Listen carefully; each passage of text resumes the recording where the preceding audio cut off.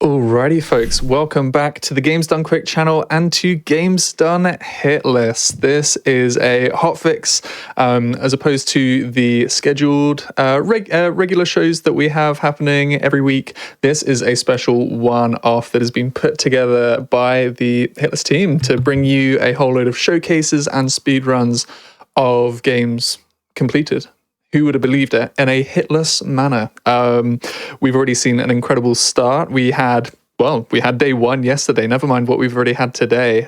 We had day one yesterday, which kicked things off very, very nicely. We're starting strong today with the start of the relay. We've already had Dark Souls 1. We're about to see some Dark Souls 2. But before we get into a few more of the details when it comes to Hitless, just a reminder of what's been happening around the GDQ side of things at the moment. We have AGDQ 2025 coming up. It's going to be live from Pittsburgh from January the 5th to the 12th, and registration, hotel booking are now open. So you can visit gamesdonequick.com and check the AGDQ 2025 important dates section to learn more. And also, runner and volunteer submissions are open until October the 6th. So if you want to get your runs in and you want to help out, then don't have all too much time left. We'd love to see you there or helping remotely if possible. We are also going to be holding a weekend event from the October the 11th to the 13th in support of those that have been affected by the Hurricane Helene.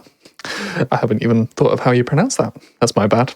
Submissions are open for disaster relief done quick until October the 6th as well. So if you're thinking of throwing stuff into Games Done Quick, coming up AGDQ, then why not put those towards that event as well? We'd love to see you submit, as the schedule will be released on October the 8th. Hitless. This is what we're here for. We are raising money for the American Heart Association.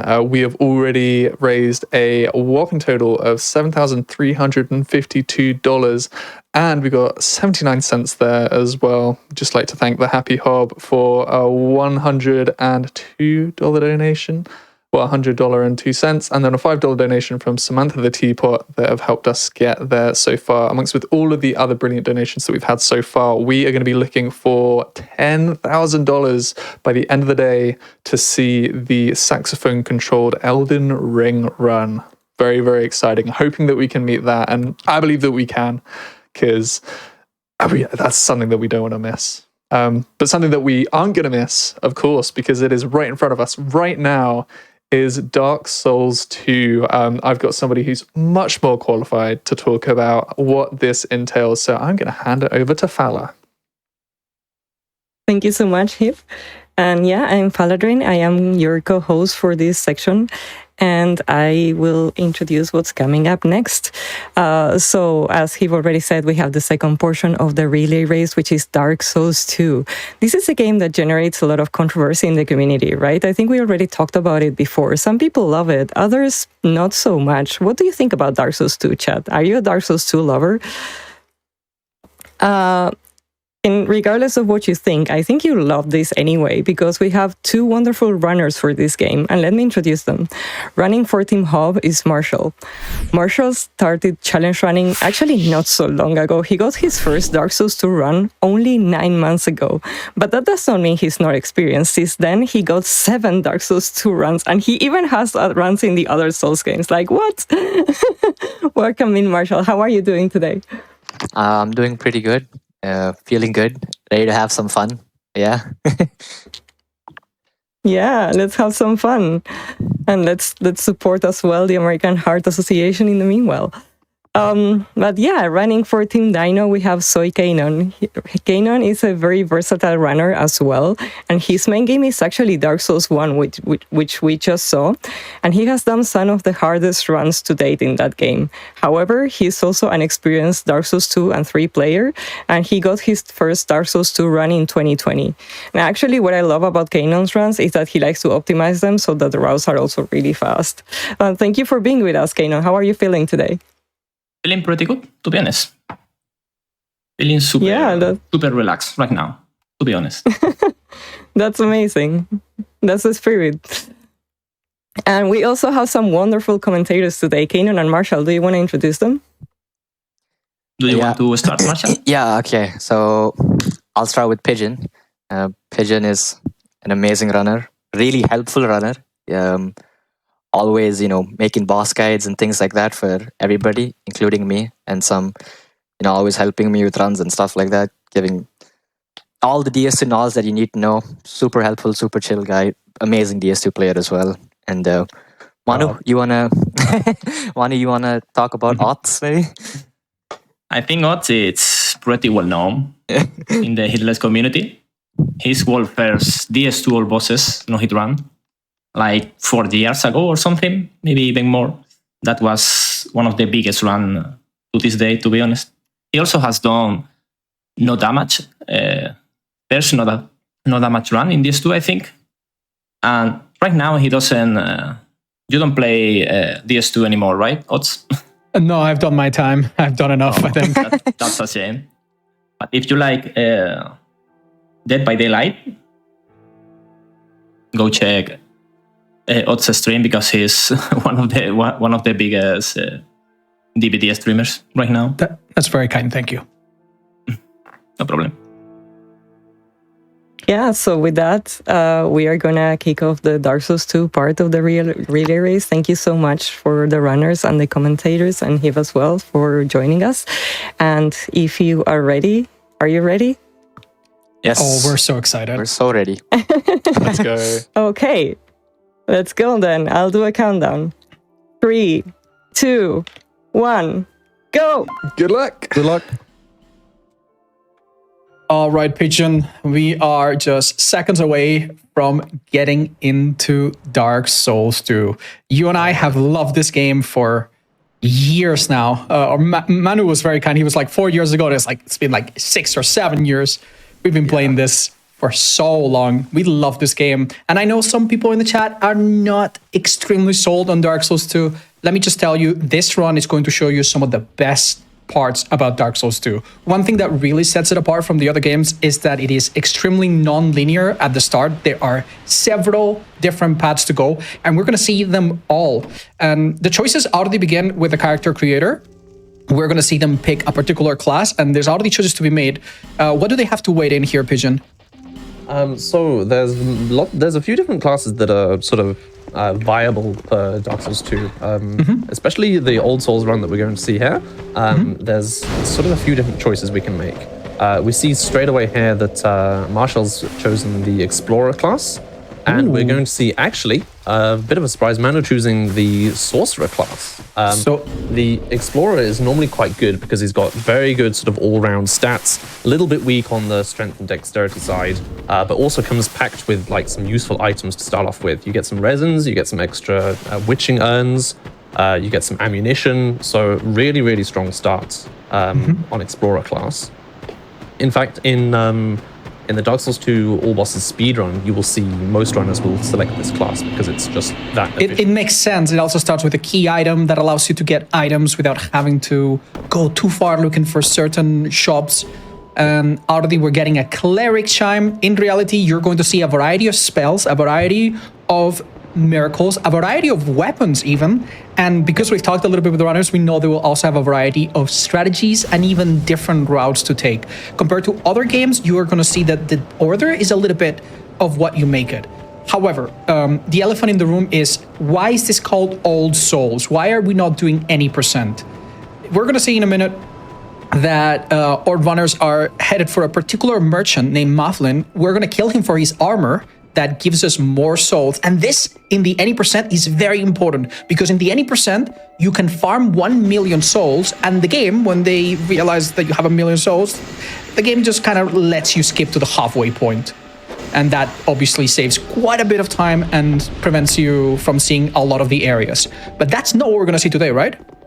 Correct, yeah. The way of farming 1 million souls is safer, it's faster, and generally it's obviously the way that you would do a no-hit or a speedrun.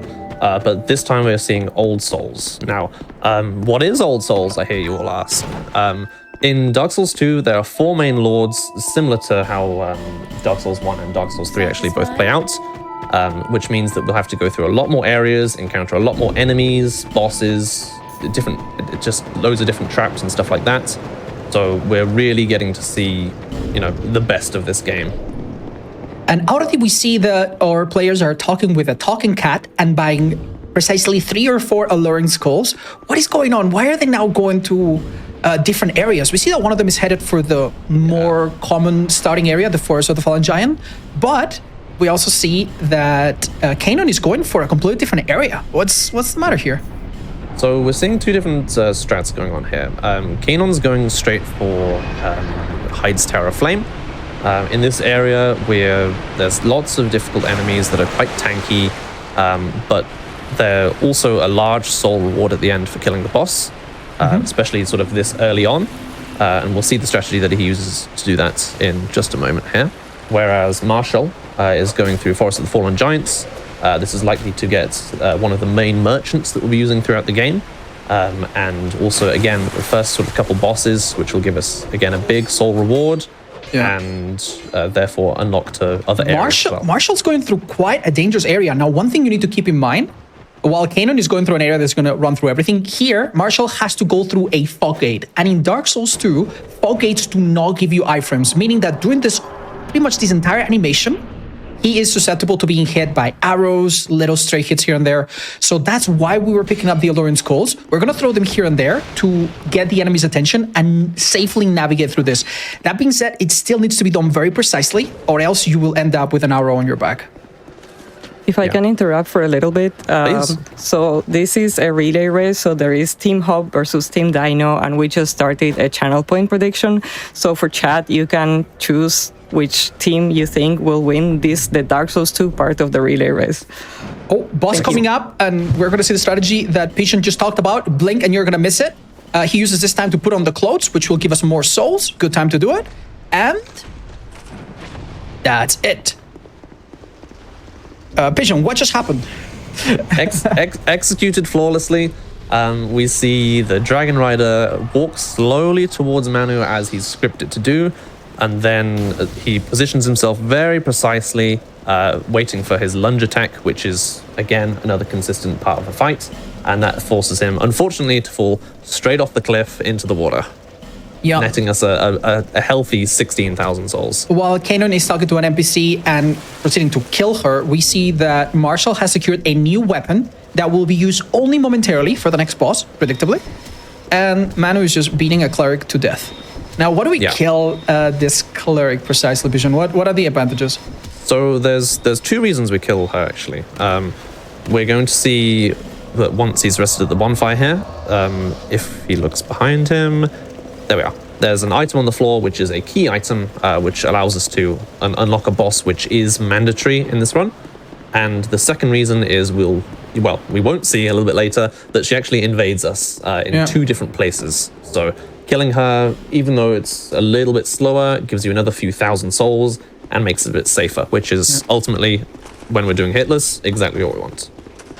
Meanwhile, Marshall is now blowing things up in the Forest of Fallen Giants. He's already gone through most of the path that he'll have to cover until the first boss of the game. Unlike in other games, in Dark Souls 2, your first boss is not always fixed. There's actually quite a bit of freedom. If I remember correctly, there's up to 9 different bosses that could potentially be your first, even though it could come down to typically just 3 or 4. I think it's actually more than that. You think? I think it's like 11, yeah, because in theory, if you were to open Shrine of Winter, you can do Arva. Yeah, I could swear I did the math all the way back then, and I consider that, even though it's extremely unlikely. But yeah, we're definitely getting really ahead of ourselves, yes. But we already have seen that each of them has gone for a different boss. As you could see, the cheese work flawlessly. That boss normally is not fought like that.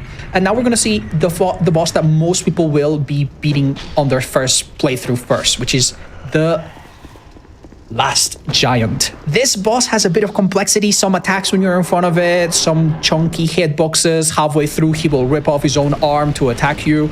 But in reality, it's quite a fixed and scripted fight. He always opens up with the same attack. If we bother his left leg, we can bait him into doing the same stomp attack. At 50% HP, he will begin to rip off his own arm. During the stamina being low, we will throw an item and continue to recover stamina. And with the weapon that we picked up and the buff that came with this class, it's done. Yeah, it makes very light work of that. Basically, as you said, the last giant is scripted if you do exactly those motions. What you've just seen there is him boning out. We're getting. Ooh, this is really this is spicy. This is interesting. We are currently in No Man's Wharf. Oh no, we've already that's the seen first hit for one Manuel. extremely unlucky hit. It all started with our friend Kanon trying to lock onto an enemy. Dark Souls 2 decided to lock onto a completely different enemy, and I think that threw him off slightly. He also failed to get slightly on that ramp and took one unfortunate arrow to the shin. To the ankle, yeah, right at the ankle. It is really unfortunate with the positioning there. If he was probably, a step the other way, he's absolutely fine there, despite it. Now, we did just see Marshall's bought a few items from the vendor that we were talking about earlier. These items will give us a bit more strength later, and I believe he also bought the key, which will unlock us some So we already got upgrades. some bribe box. We'll be talking in depth about that in a minute.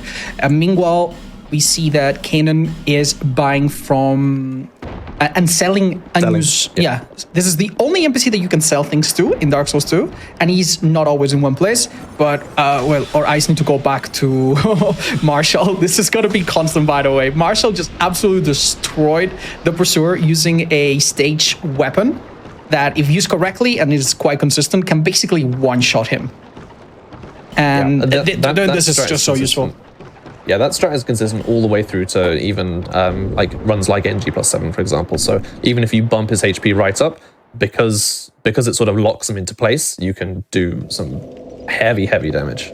Yeah, and honestly, things are happening extremely fast. Manu has bought a very, very special spell that we'll talk a bit more about later from a particular bender, and has braved a really difficult area. On the other hand, Marshall is already in the Lost Bastille, where you find the next set of upgrades. So far, the weapons are completely unupgraded, but at one point they will get the weapon that they'll be using for most of the run, and they will be upgrading it.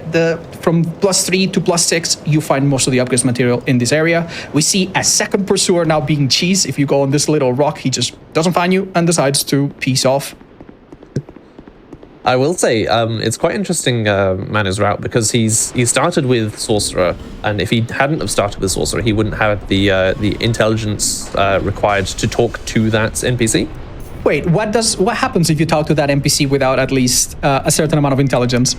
I believe you need 8 intelligence to talk to him, and if you don't have that, he just basically tells you that you're too stupid to understand him. Yes, he says he sends you on his way. Yeah, he says there is light, but it's a little bit dim, which is a very polite way of telling you that you should just come back when you're a little bit smarter. And that happens on multiple NPCs, and we will see that, I believe, a little bit later as well. It's possible. But yeah, seeing now Kanon go through the first of the Fallen Giants, which we saw earlier, there's going to be some overlap. What one runner did earlier, the other runner is going to do now. And tell us a little bit why we see a rapier being bought from the blacksmith. Sorry.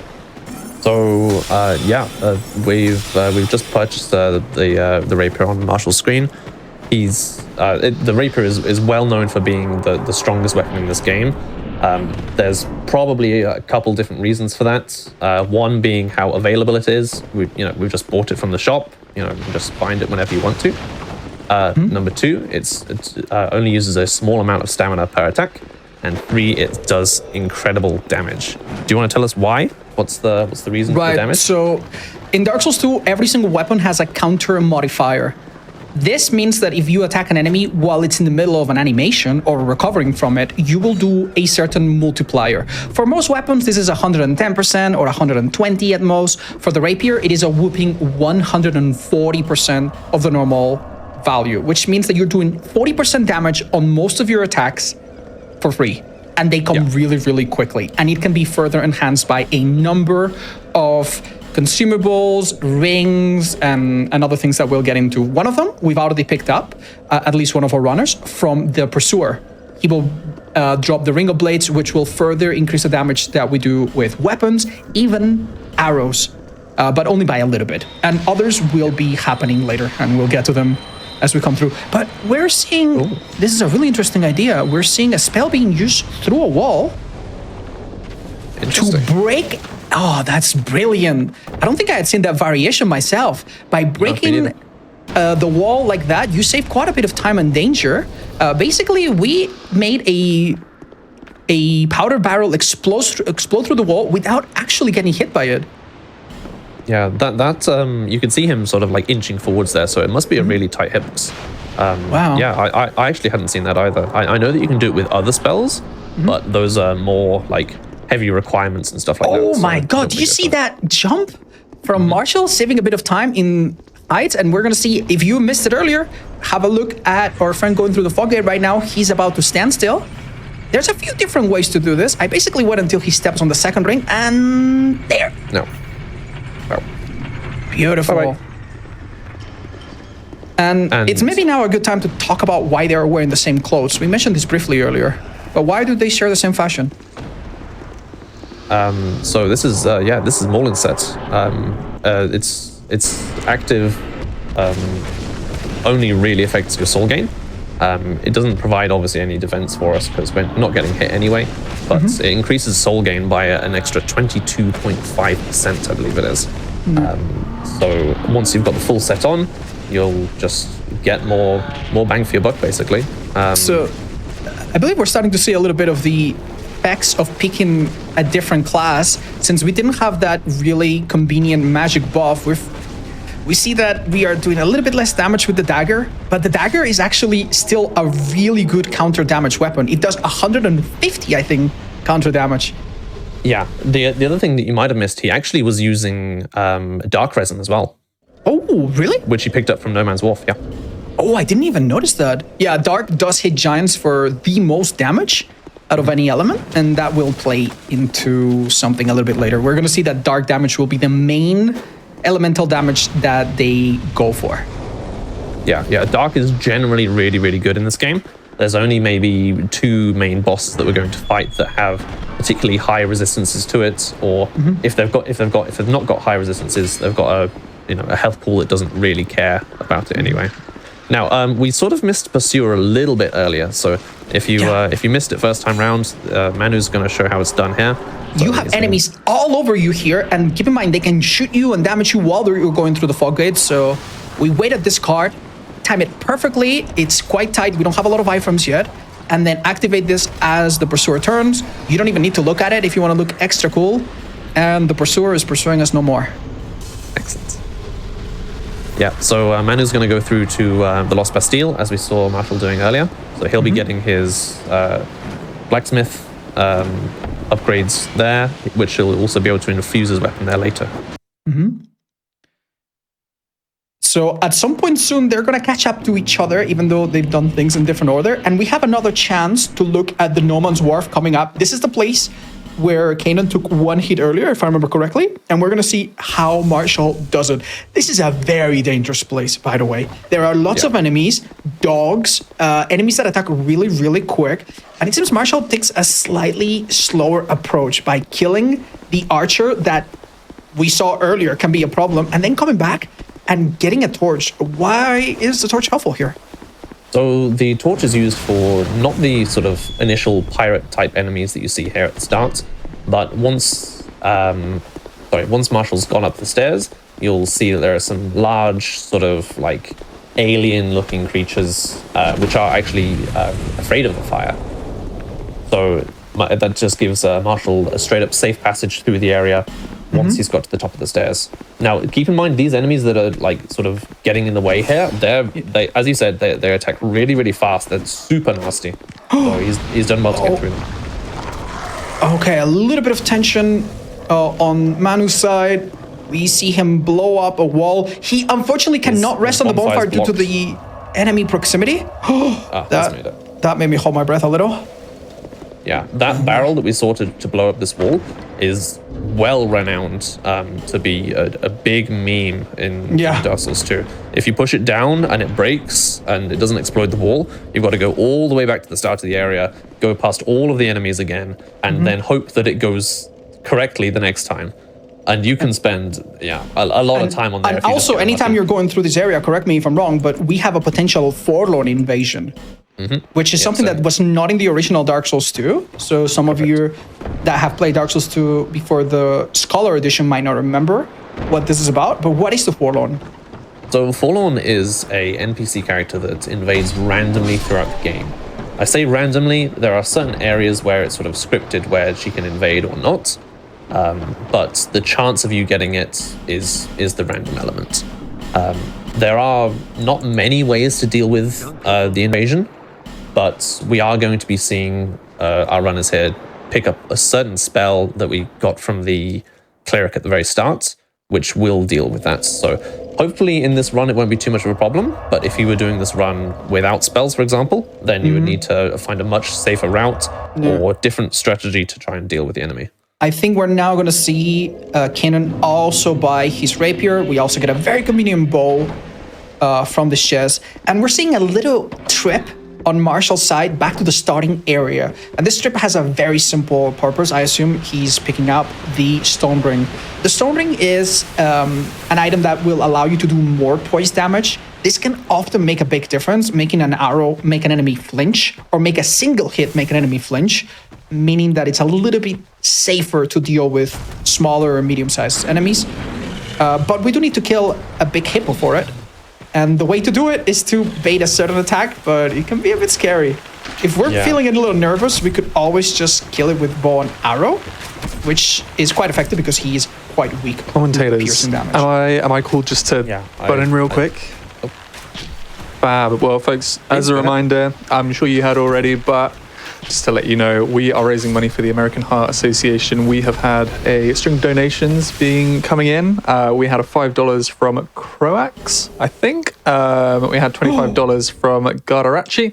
We had $100 from Hick12 and $25 from Pecosito. Thank you so much. We also, we're looking to hopefully try and hit that 10K before the end of the day. We've got that wonderful incentive run coming up.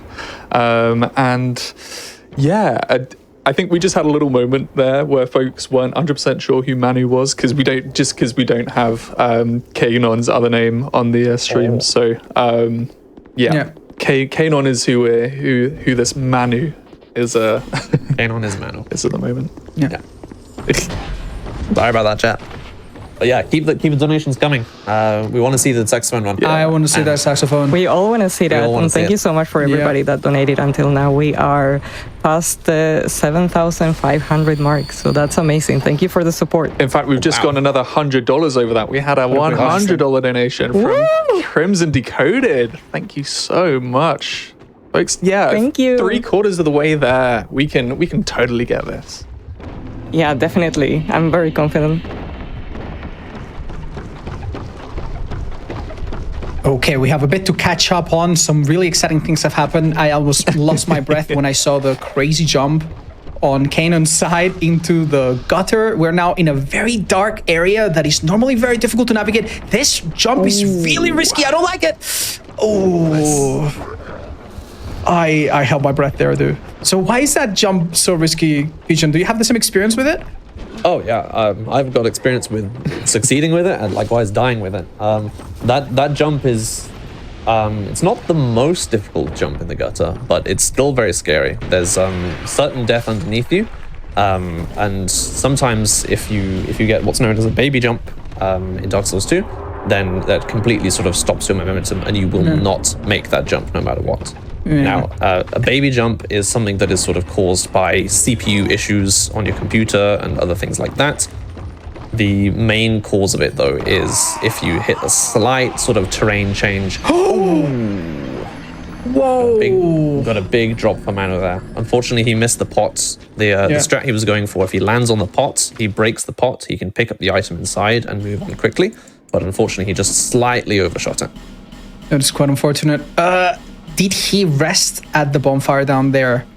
I don't think so. Single bonfire. No, that's really unfortunate. This means that he will have to. The thing that while we were reading some donations, mind you, he took he had 1 HP after the jump, which means I don't think he can do the jump again. He probably has to find some humanity. Oh, he's going to kill Leningras. He's going to kill the blacksmith. It's not enough souls. Oh my god. Unless he's got... Oh no, he does have the serpent ring on. Okay. Yeah. Oh my lord. We talked earlier about the armor set giving extra souls, but there's also a ring in this game that they picked up from an earlier area.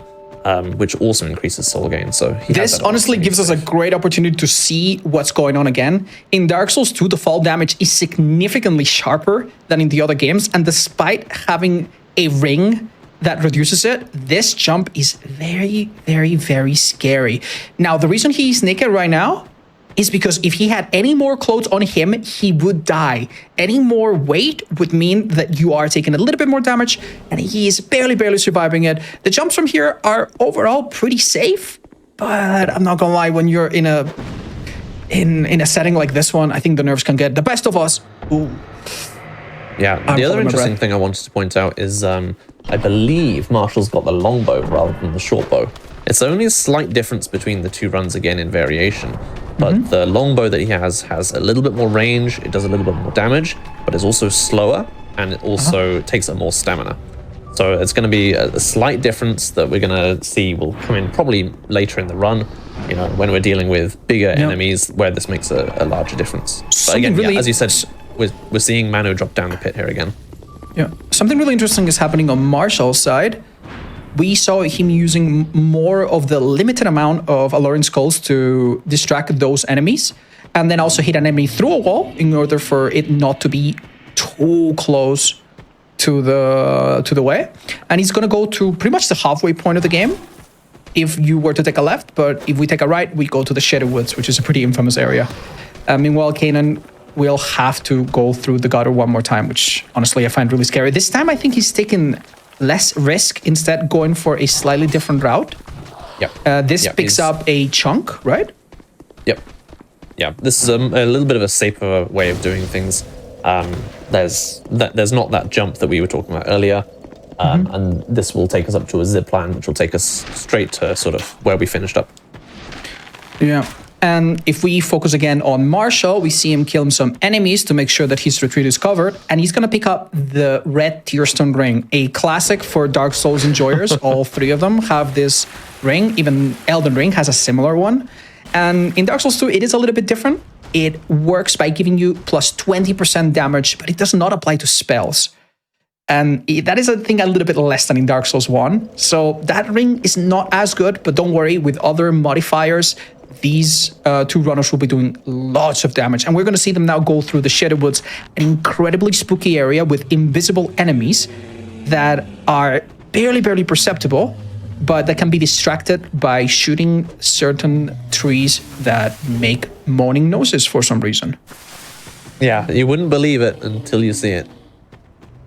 But if you look carefully, you'll see that he finds some thicker trees, and he should be hitting some of them. Oh, wow. Kanan now goes successfully through the area where we sadly died earlier. And we are reaching the Black Gulch, the follow-up area to the gutter. This, honestly, is quite a difficult area to run through normally. And the way Hitless runners have managed to perfect it is insane. This entire area is covered in several statues that will shoot random poison spits. Each of them can hit you. If you're unlucky, you can get hit multiple times. But as you can see, our runners have figured out a little path that just basically doesn't deal with many of them. And using a spell to break the few that are in the way, we're gonna go to the first Old Soul, the Rotten. Yeah, you'll have seen him use the Bright Bug item earlier on in the area here. Now, he does it early because otherwise he gets invaded, which blocks the use of the Bright Bug. So he's popped that early, and you're going to see the damage coming out now. He's got the buff on. He's got... Ooh, that looks a bit sketchy. He's got the Bright Bug. So yeah, you can see he's putting out some big damage. Yeah. This fight is supposed to be a little bit more late game. Luckily, lightning and piercing damage do very good damage. We also see that our runner is trying to hit the arm of the boss. We might find out why in a second if he ends up breaking it, which can delay him a little bit. Ooh. Good dodge. But yeah, the damage is just overwhelming. That being said, this fight has a lot of different little dangers, including the oil pits that can immediately kill you if you step on them. Yeah, so most of the other fiery things in this area only deal like a tiny amount of damage as you walk over them. But in the Rotten's arena, it's probably, what, 5 times as much, would you say? Yeah, with the HP he had, he would have died immediately upon touching them, I think. Yeah, 1 or 2 ticks maximum. Meanwhile, Marshall is taking a bit of a route around the Shattered Woods. He's picking up a few items here and there. Those are, I think, Brave Soldier Souls. Yeah. They give 5,000 apiece. They're quite on the way. They're quite easy to pick up, and they do amount to maybe an extra 20 or 25,000 souls. So it is quite convenient to pick them up. There's another one more, another one up here in this little spire. Yep. Yeah. So he's probably got an extra 20,000 souls for free, basically, in this area. All of the pickups for those Oh, souls. I love what he did there. He took a little bit of damage earlier by dropping from a certain cliff. And with that damage and this damage, now he's at the perfect range to trigger the red Tearstone Ring, which will increase the damage by quite a bit. And in this boss fight, this damage is really, really important. We're about to see Nashka, a Scorpionus magic-using wizard or witch that will remind you of some other Souls bosses. And again, we've got so many buffs going on here. He's used Brightbug, he's got RTSR active, he's got a +6 rapier, he's got Ring of Blades on, he's now got Gold Pine Resin active. So he's really, really gonna. Oh, this damage is just insane. So there's two ways this fight can go. If she does exactly that, now we're in dangerous territory. As long as you stay behind her and she does back attacks, she basically dies really quickly. However, if she repositions and then starts to use spells, some people might even want to quit out of the fight because it can get very, very ugly. You might be attacked by multiple things at once that are not easy to dodge, sometimes not even possible to dodge if you're a bit unlucky. But none of that happened. The RNG was helpful. She thankfully did attacks that are easy to dodge. And as you can see, the damage at this point is just unbelievably strong. Yeah, super, super clean fight afterwards. Yeah, no notes. Perfect. The next area we're seeing here is Doors of Pharos. We're likely just going to walk straight past this, to be honest with you. We're getting a bonfire here. It's very likely so that we can get Gavlan. Do you think? Do you think we're going to see Gavlan? I don't know why there would be another reason other than maybe safety. Yeah, Because we're a long way away if from we the last died bonfire. and we have to go through here, that could result in several forlorn random invasions. So it could also be a safety measure. Since we're in the context of a marathon, we obviously don't want to die one place and then have the whole run ruined. So yeah, we're running through the Doors of Pharos. The seller Gablan can show up here later. Oh, I had never noticed that you can just run past that Germ. It's yeah. A little scary? I thought you were talking. Yeah, it's a little bit scary, but you can just push by. It's a little bit worrying, but it is safe. Yeah, in Dark Souls 2, enemies are not pushed easily in my experience. You need to like squeeze yourself through them. It's not like in Dark Souls 3 where a roll will make certain small enemies like flinch or stagger. It is quite risky and no worse feeling than getting stuck next to an enemy with basically no iframes. But yeah, we're now in a very interesting area with one of the most spicy bosses coming up. This is a boss that on a first playthrough you will likely never even think twice about because they are so easy to beat. It's a boss with multiple mobs inside it that is really not challenging, but in the context of a no-hit run with a lot of moving parts always comes a lot of risk. So we might see that in a minute. Yeah, we might see what he levels up next. 18 Faith. So 18 Faith unlocks Homeward, which is the spell we were talking about earlier, which helps us deal with Forlorn. So these next couple of areas, we can get some really, really tricky to deal with Forlorns, which is probably why he's choosing to level that up now. Yeah, Homeward is very unique in the sense that it's the only way to teleport back to the bonfire that ignores invasions other than PvP ones. So basically, if you had a Homeward bone, the game wouldn't let you, but with Homeward, for some reason, it does. So that's the way we have figured out to avoid the very, very annoying RNG element of the random invasions.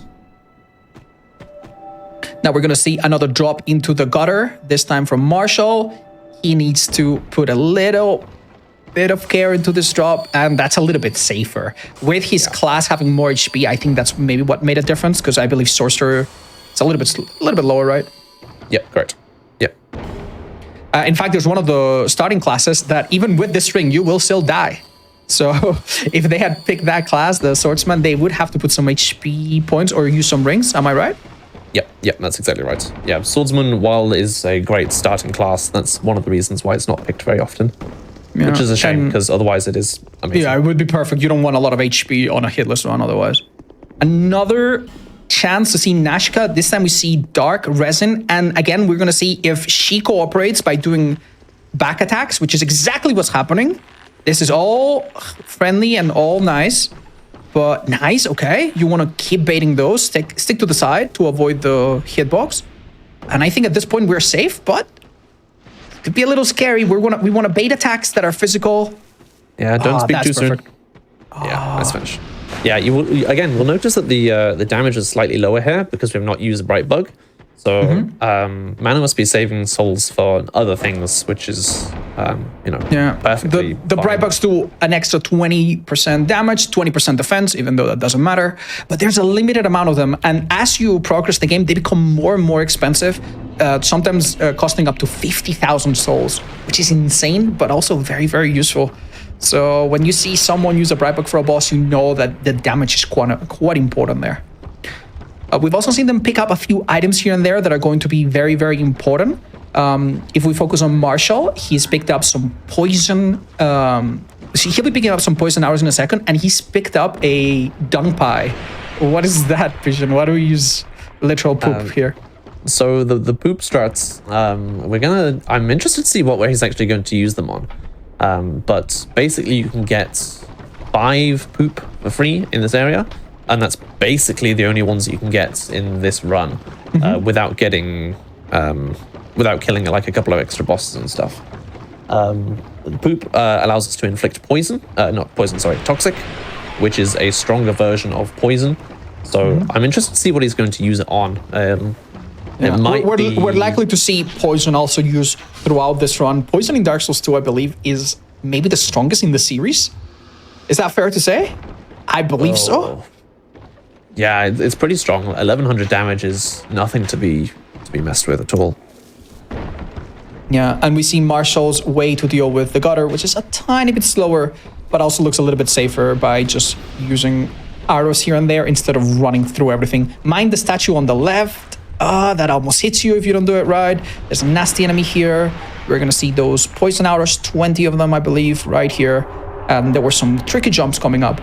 And the boss that we talked about earlier, the Congregation, is coming right up. Yeah. Before we get to that, chat, I want to say I saw that we had a big dono train earlier for Dark Souls 1, a big $10 dono train. I was wondering if we can get some love for Dark Souls 2. I know you guys love it more than DS1. If we see the support that way, see if they can beat that. I can see if I can look back through the totals, see how much was raised for Dark Souls 1, see if the Dark Souls 2 rep really is all that it cracks up to be, from what I've been hearing from these commentators. We need this. We've got to beat Dark Souls 2 crowd? Yeah. Please donate one. Yeah, go ahead. Donate $1 for each spider that you see. Well, what we did here, and we'll reach that. What we did here from just a few seconds. Dino last we are very time. close to the. Oh yeah, you can go ahead. No, we are very close to the 8K mark. So, yeah. I'm putting this to the commentators, but we heard from Dino last time. If we met a goal, he wouldn't match, but he'd promise a donation. I don't know whether either of you have that capacity. Whether that's something that you'd be prepared to do. We'll see. We'll see. If we get a hitless run, then might be tempted. No pressure runners. Okay, I'm so sorry. I keep gasping and holding my breath during our hostess intermissions, but I don't know if you guys noticed, our friend Kanan was like 1 inch away from taking a hit. He whiffed an attack, and he was so unbelievably close. Oh, but he managed to save it, and every little enemy in this fight has been taken care of. There are some alternate strategies to deal with this, but he just got the rapier and just stabbed everything little by little. Yeah, as you said earlier, the fight can be a bit tricky to sort of get around because there's so many, small enemies that you've got to sort of keep your eye on. It can be very, very easy for something to sneak up behind you. Lots of things are happening, and honestly, I feel like I'm getting cross-eyed looking at both screens. We see Kanan do a plunge attack on a Titanite Lizard to get an important item. This is where we're going to get the rest of our upgrades. for main weapon, and Marshall is dealing with the Rotten, which we saw earlier. Now, there's a very good reason why the Rotten is being done first. The Rotten is resistant to Dark, and after killing the Rotten, sometime after, we're going to be infusing our Rapier with Dark, and for the rest of the run, we will be dealing split damage, physical and Dark, which most enemies and bosses are either weak or neutral to, with just a few exceptions, and that's the Rotten done. We also saw his limb being broken, which can result in some funny animations. He will try to hit you with his missing weapon. Yeah, it generally makes the fight a little bit safer, but he can even hit you with his little stump that's left over. It's true. It's very true. Can you tell us a little bit about the Seldora Cove area that we're seeing on the screen right now on Kainon's side? Yeah, absolutely. Seldora is sort of split into two areas. You've got Upper Seldora, which is before the congregation fight that we just saw. To be honest with you, there's not much there. You can just generally run past most things. If we were doing like a more detailed run that took like every single area, then it might be a little bit messy, but we just walk straight past it. Here in this area, we're seeing Manu run through this little spike pit. This is, even though he's taking damage, we don't consider it as a hit because it's sort of environmental. And this is one of the areas where Forlorn can invade and it cause a real problem. This room that you're seeing here with the spiders on, there is a chance of Forlorn just before this. And you've got enemies following you, you've got spiders in the room, you've got another guy in the door, and then a Forlorn on top. It's a whole mess. And we haven't even talked about the fact that these hybrid man spiders, whenever they die, they trigger a hitbox. So the way you kill them needs to be extremely careful. If you kill them in the most straightforward fashion, attacking in front of them, you will take damage, and with so little HP, you will also die. So and we're gonna see the second Old Soul Freja, a big two-headed spider, joined by a massive amount of little spiders around. Thanks to the torch, the little spiders do avoid you, and this fight becomes quite it follows a very simple formula of being in front of a head, baiting a certain attack such as that, then going towards the head on the back, and rinse and repeat, rinse and repeat. If you do this right, there's not a lot of things that can go wrong, but the spider can jump. Fighting a bit more aggressively. Oh dear. Sort of just staying in Freya's face. This is a little bit risky. You can get some nasty like insta attacks that come out super fast.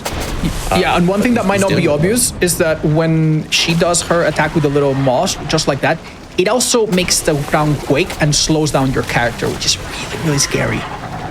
Folks, real quick, whilst the donations are hot, it looks like we've got a train going. We have got a $10 from Third Ring Slot, $10 from Rick0429, $10 from Jens DB, a $10 from Deadeye, and another $10 from Ben Pigeon.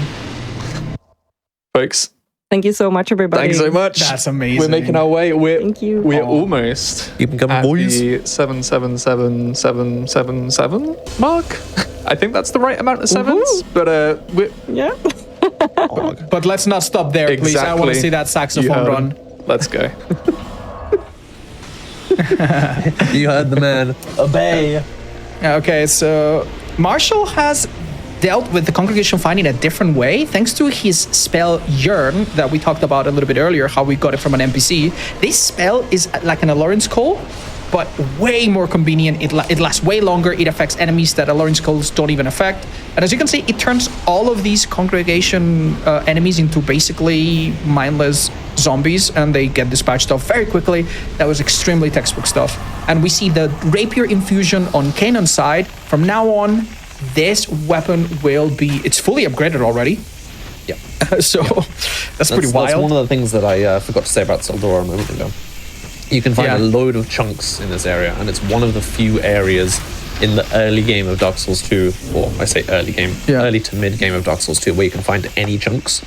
That's why runners tend to come here quite soon. Yeah, so thanks to the chunk that he picked up in the gutter on his second pass, he now has a +10 fully upgraded weapon and +8, I believe. Fairly good bow that honestly doesn't need much upgrading for a long time. We're now seeing exactly what Pigeon was talking about, Titanite chunk being picked up and using Homeward to get out. Very convenient. You cannot linger there too long or you'll be hit. And a little bit of leveling up happening And we're going to see that now. It's a little bit hard to see because it is in Spanish, but we are leveling up stamina, as well as, what are we saying? As attunement. And this is really interesting. Why is our character being leveled to 20 faith and 20 intelligence?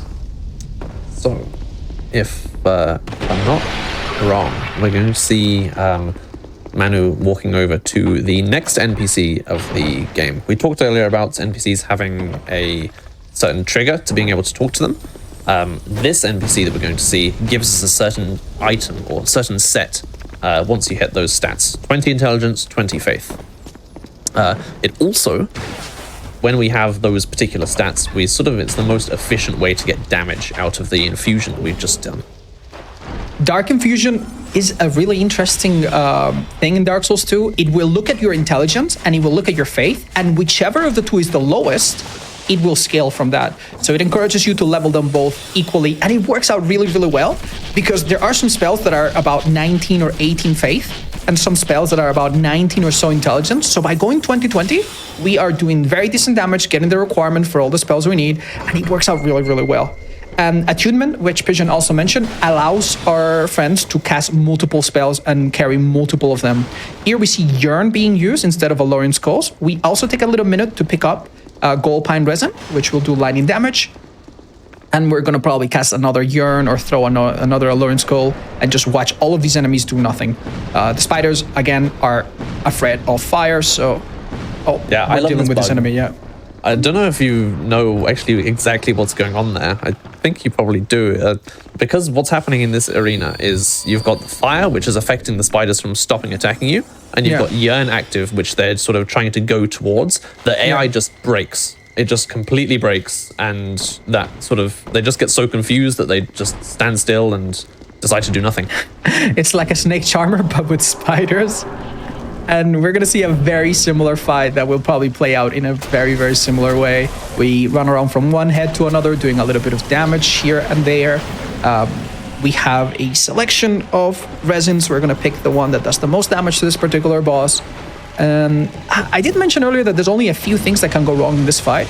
I think the scariest one is if Freya, the spider, takes a big jump, which is something she can do. She can occasionally jump and then land, and the position of the little legs can be a bit unpredictable. Have you ever been hit by that? I don't think I've been hit by the jump per se, but what can happen is if she does do the jump, she also moves to a different part of the arena. So at the moment, she spawns in the very center, which is super convenient for running around her and getting into the position that you want. But if she moves so that she's on the edge, then you have a really tough time of baiting the attacks that you want. Yeah, you run out of space a little bit and it gets claustrophobic. It gets really messy. Yeah.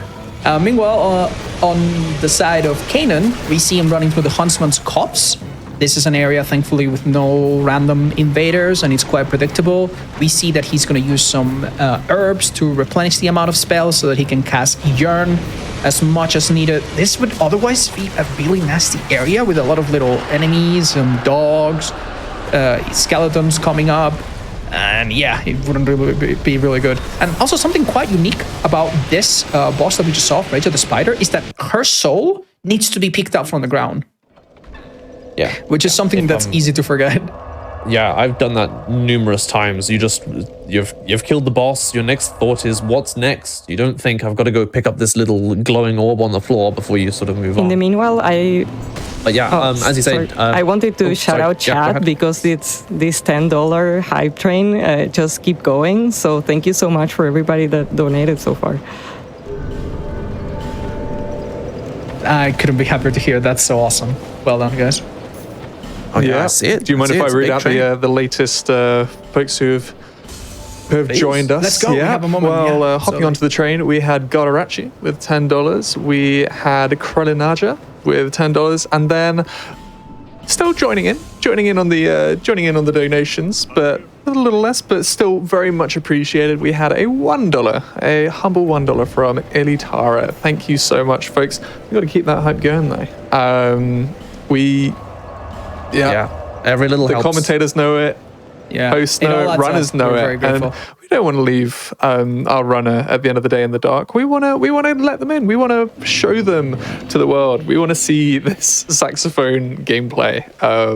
I keep on talking about it like it needs to happen, folks. That's all I'm saying. We need to see it happen.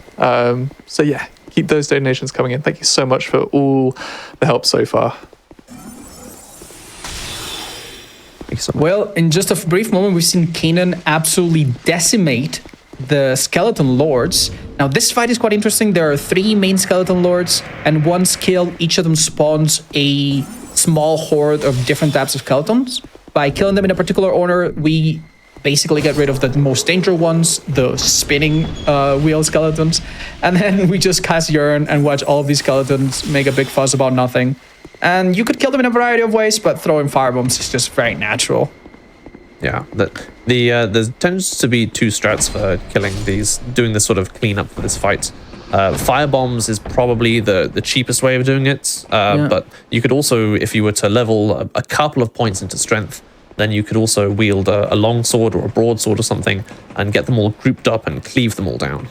Yeah, one thing that's quite important to talk about when it comes to Dark Souls 2, unlike other Souls games such as Elden Ring or Dark Souls 3, there's no standard damage. In Dark Souls 3, you only have strike, slash, and pierce. And more so than in other games, some enemy resistances are really, really noticeable. Namely, when you go against skeletons, pierce damage is not very good.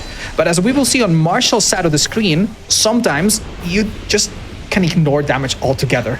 So the Sentinels here are a gang fight that are weak to lightning and strike, but we're doing so much damage and doing so much counter that at this point it generally doesn't matter. We're gonna wait for them to get on this platform. During this animation, there's a small gap where you can wait and then retaliate with those attacks. And yeah, despite being a gang fight, we never really see them together. Yeah, Marshall's being super careful here, also using poison arrows before the Sentinels jump up, so you can see that they're already at like 70% health before they come up. Yeah, makes a super clean getaway from that. Meanwhile, on Kenan's side, we've seen him getting poisoned, which is not a big deal at all. Baiting an attack and getting out of the way. He has an anti-poison consumable already when he's in Red Tearstone. Very good. And he also got a chunk that I imagine will help him fully upgrade the bow later. Yeah. Now, this next area that's coming up is a little bit tricky because you've got some nasty enemies to deal with. The first ones you can see here are the pyromancers. What are they called again? Desert sorcerers, I believe. Desert sorcerer, that's it. They don't look very scary from a distance, you know, when you dispatch them like that. But if you get up close and personal, they've got some very quick attacks that, you know, I don't think any of us could roll. No.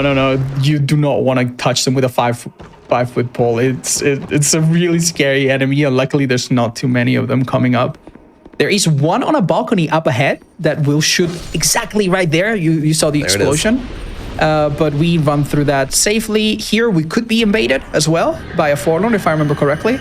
Yeah, this is a little bit tricky. That's a really scary part. If you get poisoned by one of those broken pots, you would die almost on the spot. And now we're going to go to an enemy that is honestly a bit of a laughing stock. It's so pathetic and so laughable. Sometimes runners don't even buff. And it is called the Demonio Codicioso in Spanish, at least. Tell us a little bit about this glutton beast. Oh man, this guy is just getting destroyed. Yeah, Covetous Demon is one of the weakest bosses in this run. It's super weak to pierce damage, and it also has an extremely small health bar, which is why when you see the counter damage come in there, just get absolutely chunked. Now, we spoke earlier about how fast the rapier attacks. It's sort of to try and balance out with, it's supposed to be not dealing a lot of damage, but with all the extra things we've got plus 10 infused buffs, all the rings, everything. Yeah, it's just disgusting. Yeah, you can even aim at the corpses above that fall from the ceiling of the room, and he will go and eat them and ignore you. It's really a really silly boss.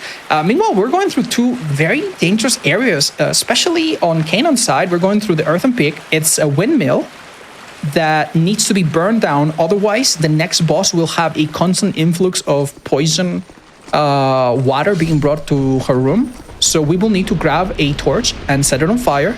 And thankfully, using the spell Yearn, most of the enemies will just get out of the way and not bother us. But it's still quite a dangerous area.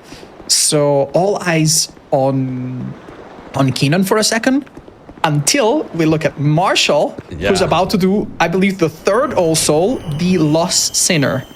A prisoner with a very big sword that moves quite rapidly, and locking on in this fight is a bit complicated because there's no light unless you go out of your way to light up the room from the outside. Yeah, this boss, again, doesn't have very much health, but she packs one hell of a punch. She's very fast, very agile, and some of the attacks have some really harsh tracking.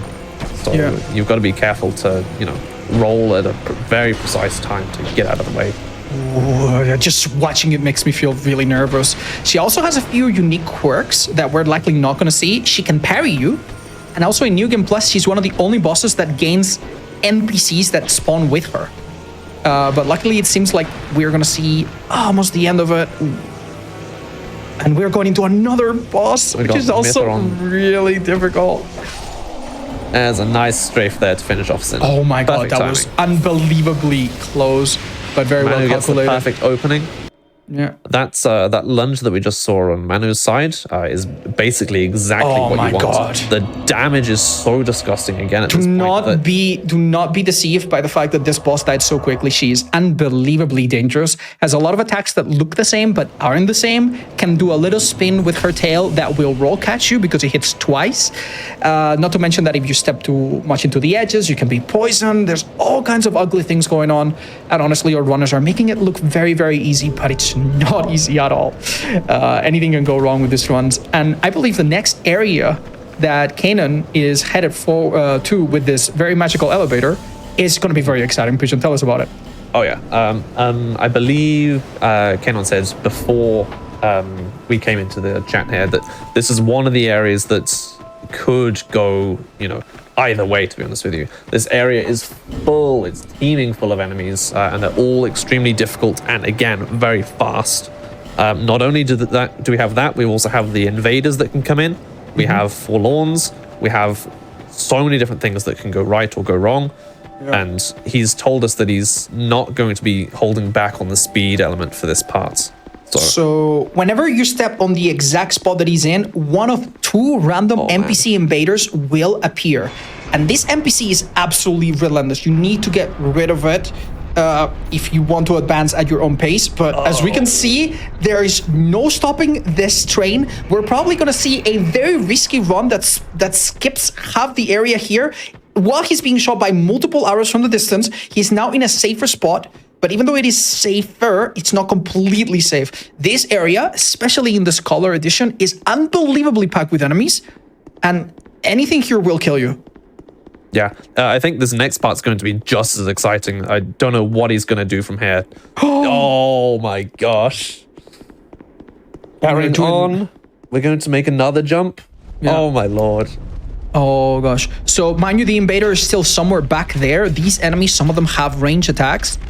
There's just so many things that can go wrong.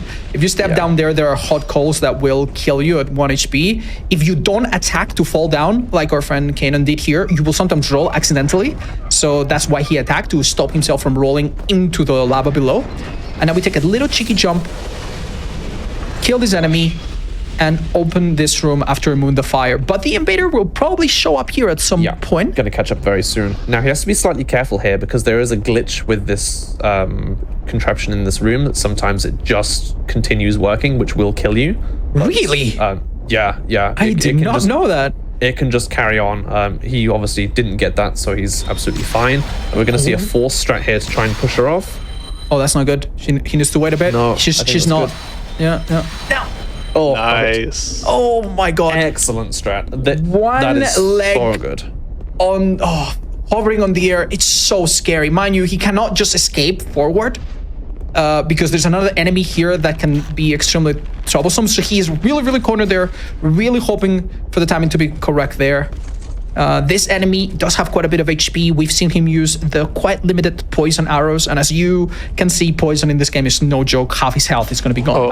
I just want to quickly mention that we reached 7,777, so thank you, everybody. Yeah, I heard Otz say something about trains earlier on, and I was just like, well, that train's just kept going on our end. So Yeah. have I got time to read out a couple of the segue folks who was have too helped good. out?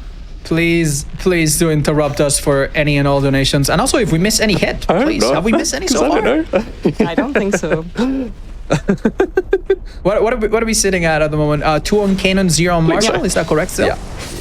Okay, that's really good. That's really good. Let's not jinx it, actually. Cool. Real quick, we have $10 from Played Max, $10 from Tombstone 42, Oh no! Hold up, something spooky is going on. Oh no! Just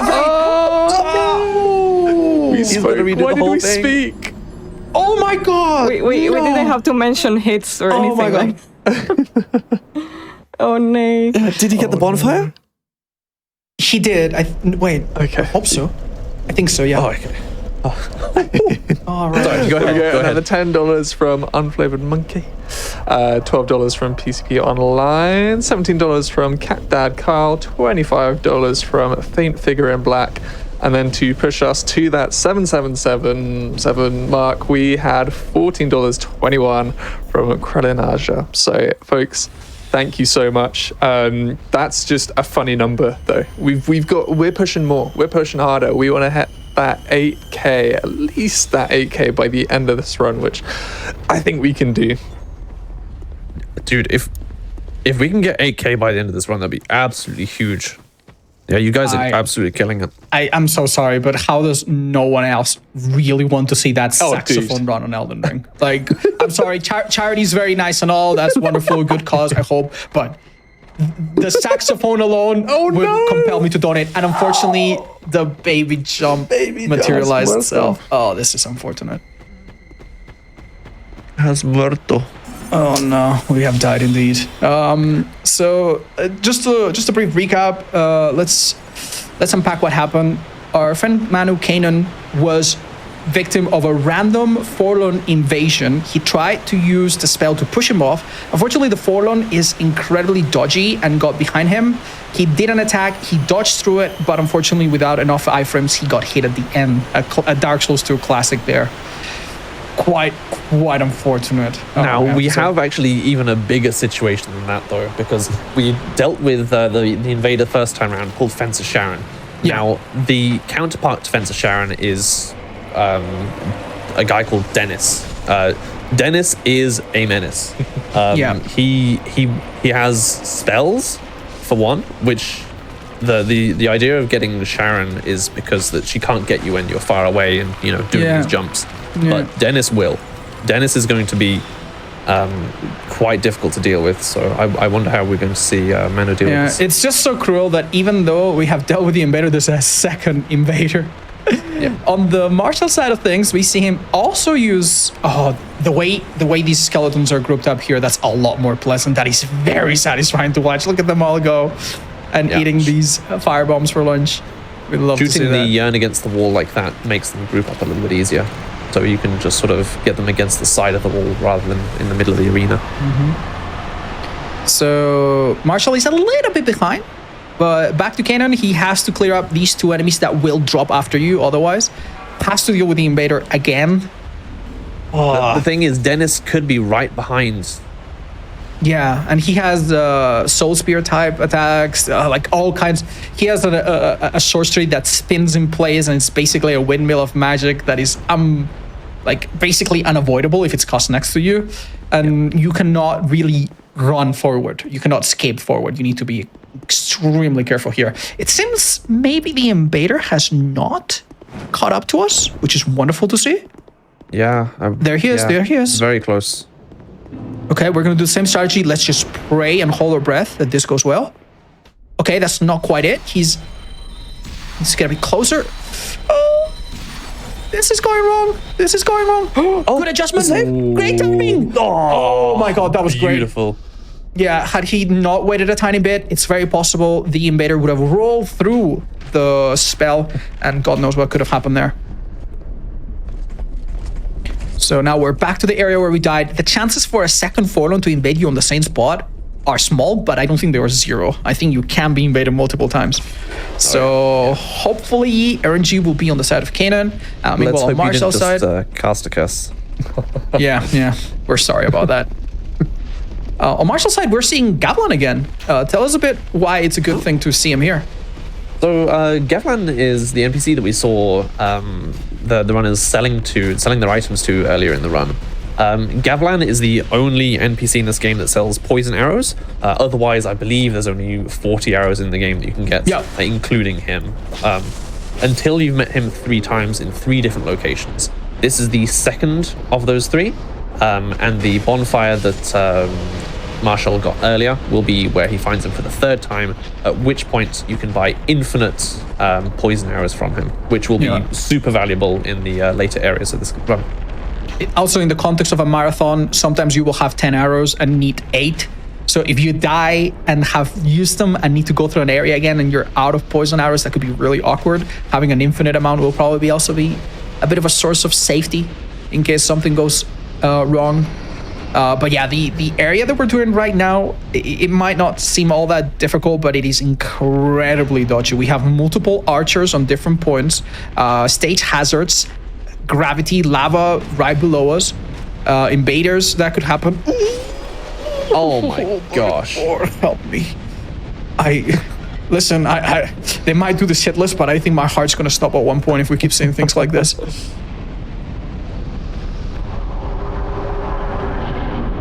And it's a little bit difficult to know who to focus on. On Marshal's side, we're about to catch up to the Covetous Demon again.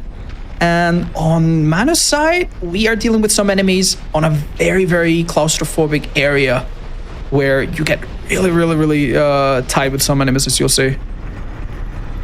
This is exactly why running through this area is just so difficult. There's just like things physically stopping you from advancing, like this little guillotine.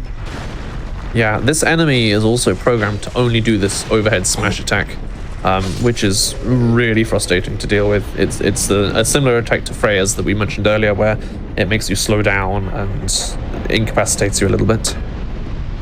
And with the very little HP that our friends have, if they accidentally step onto that fire, or even the little spiky walls on the side, they will die. So they need to be quite precise here. Maybe going for the bonfire up this ladder is a good idea for safety. This next boss is a little bit tricky, and I don't know if I'd be super comfortable going in without resting, but Kanon is definitely a braver man than I am. He's about Looks like we're going that way.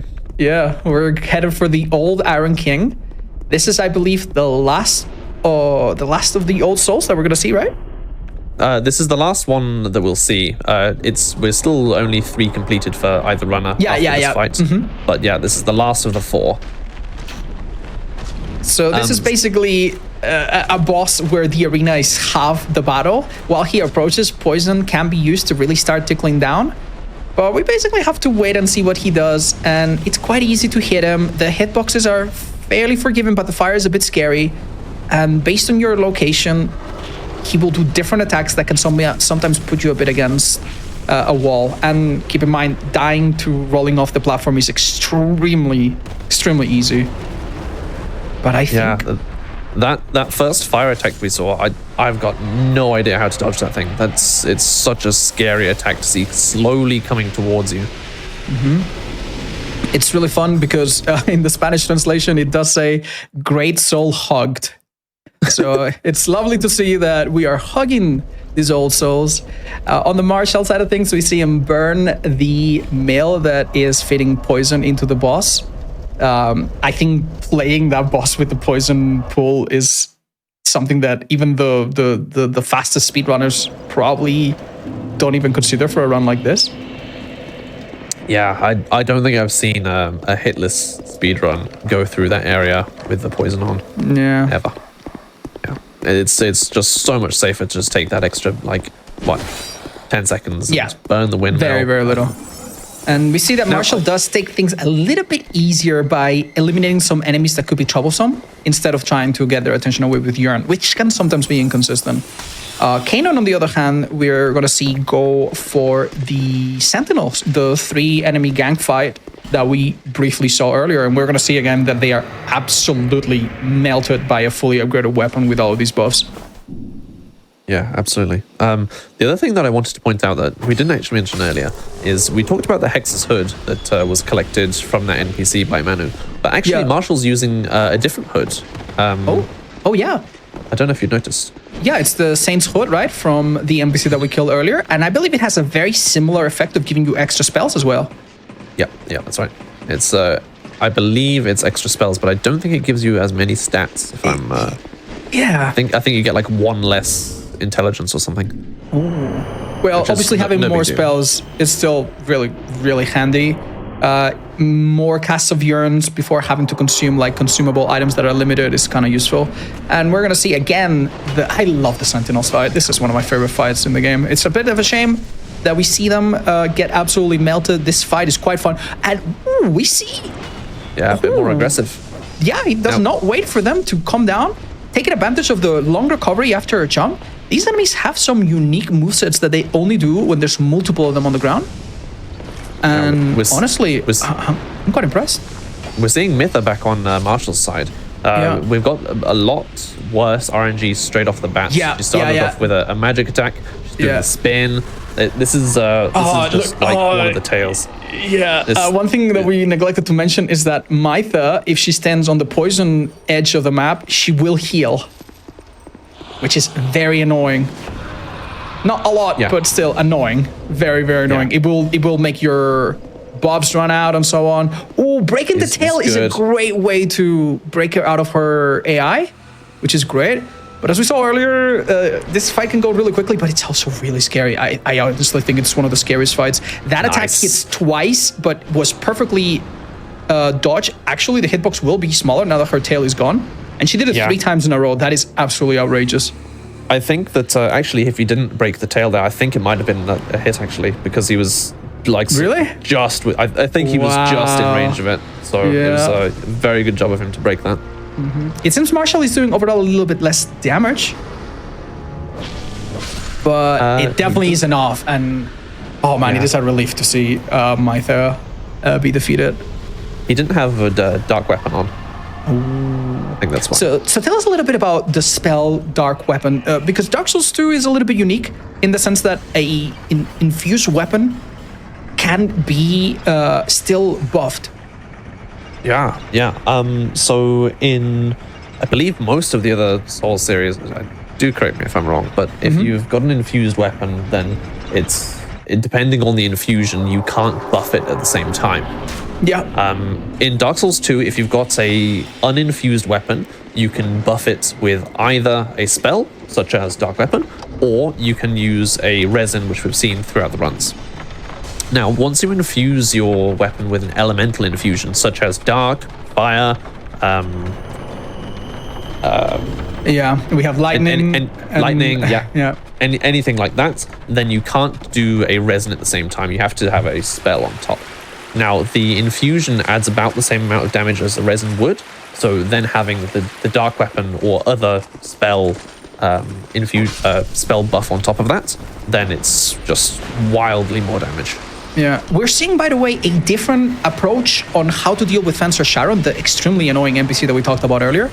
And instead we're going for, I believe, poison arrows and good old damage over time, and getting Fencer in a part of the map that her AI seems to struggle with navigating. Yeah, this is a much safer way of doing things. I don't know if you saw on Manu's screen just there, he had the flexile enemy in that area up against the wall with him. That was super scary. That was so well dealt with. I don't know how he didn't get hit there, to be honest with you. I think that just shows just the cold-blooded resolve that some of our runners have. It's out of the nervous enough on a run by yourself or with your stream to do these runs, but knowing that there are so many thousands of people watching that you're doing this for a good cause, it's quite... It puts you on the spot, but he managed to get out of a really nasty situation. I was seeing it on the corner of my eye. Here we see a little bit of the struggle that sometimes happens in this fight because it is dark. The lock-on just doesn't work. But I have to say, Keinon just did that beautifully. Yeah, some crazy good damage coming out there at the end. Really nicely dealt with. Did you know that you can actually headshot Sinner as well? I did not know that. You can actually get headshots with the rapier. If she's done the jumping attack, if you unlock and sort of aim your camera up, you can just about get a headshot. Pigeon, I have to say, I thought I knew a lot about this game, but it is just so amazing to learn more things about it from you. I am so unbelievably happy that we are doing this together, and I'm just gonna have a moment to be grateful about that. I wonder what other things we're gonna learn about Dark Souls. So, chat, have you learned a lot of things so far? Is there anything you're curious about? Please do let us know. And more importantly, keep the donations coming because they're going for a great cause. And we are now seeing an alternative way to approach this incredibly nasty area, which is just to deal a bit of damage over a distance with a bow and get rid of all these threats instead of just running through like we saw Keinon do earlier. Yeah, this is a slightly more, I don't want to say traditional, but it is a slightly more traditional sort of like Hitless style where you can just, if you can deal with something safely from a distance, why wouldn't you? Like, I mean, we saw already what happens when you do things really fast. Sometimes you have to do them again, and all the time you saved ends up being not that useful. But yeah, no, the bows in Dark Souls 2 are very, very powerful. Later, we will also have access to elemental arrows that can be used to hit certain enemies for even more damage. And it's also quite insane that we have almost 2 fully upgraded weapons, the bow and the rapier, and both do a lot of damage. They also apply the damage multipliers from the Ring of Blades, which we caught earlier. Yeah. Sadly, we didn't see Shulver in this run at all, which is a bit of a shame. Yeah, that's something that can come up in some hitless runs of Dark Souls 2. Some runners will go slightly out of their way to enter the DLC area, where there is some very, very powerful items. But yeah, it seems we're not going to see it on this run. But we're going to see so much more of Dark Souls 2 thanks to the fact that they're going through every major area.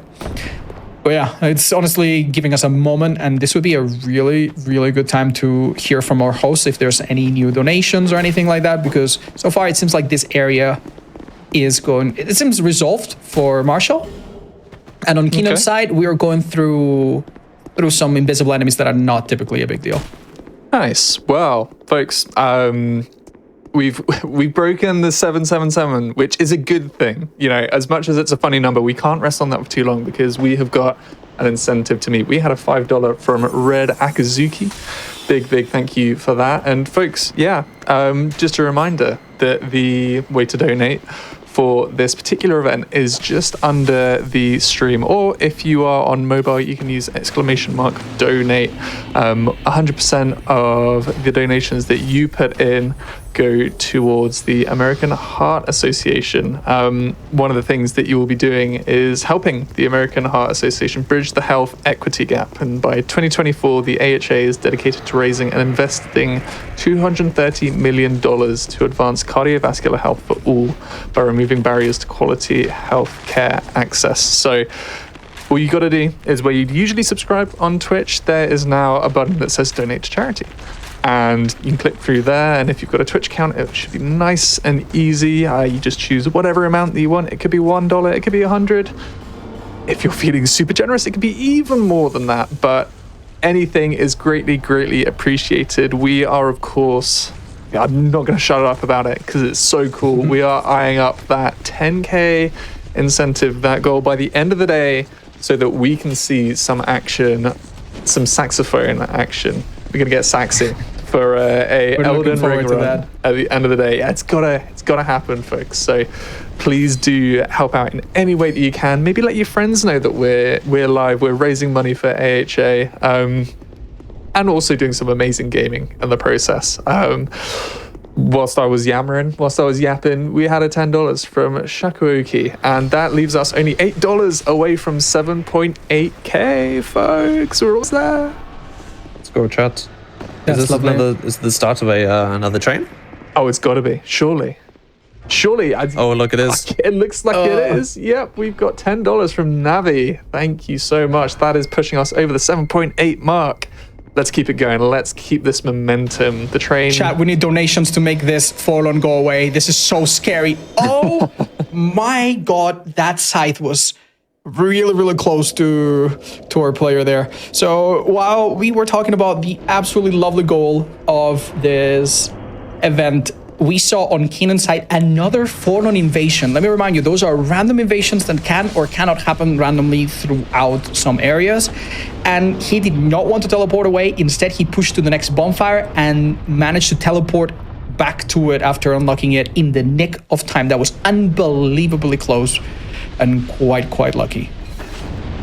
Yeah, did a very good job of sort of circling around the Forlorn outside the main gate of Drang Lake here. For those of you that are sort of less aware of the sort of Dark Souls 2 progression, Drang Lake sort of marks like our sort of second half of the run, would you say? Yeah, from here on out, instead of having multiple branching areas, it's a bit more linear. So both runs will look very similar from this point on. And the first boss that we'll have to deal with is the twin Dragon Riding Knights. But first, maybe let's have a look at Marshall, because he's doing the Old Ironcune, which we saw earlier. Yeah, this will be the last of his old souls to beat. He's going to do a similar strategy, opening up with some poison arrows. And when it's he a gets little in bit, range, you need to be a bit careful about where exactly you stay in the arena, because he will walk towards you and be on a slightly different angle based on your starting location. This can mean that if you get him too close to the right, you will not be able to hide away from his flame attacks by hiding behind that little structure. oh man, that was a bit scary, right in that corner there. Yeah, and back to Kainon, the twin Dragon Riders are a bit strange. One of them has less HP and gets basically 2 shot, and the other one was handled really well. This fight is a little scary, because if anything goes wrong, you do have to deal with 2 enemies, one of which uses range attacks. The other one will chase you down. We're going to see it one more time from Marshall's side in a few minutes, but that was quite scary. And this next area is quite peculiar and a little bit slow paced. Pigeon, tell us where we are headed. Yeah, so this next area is the King's Passage, is the sort of following up area. But before we can get to the King's Passage, we need the key for the King's Passage, of course.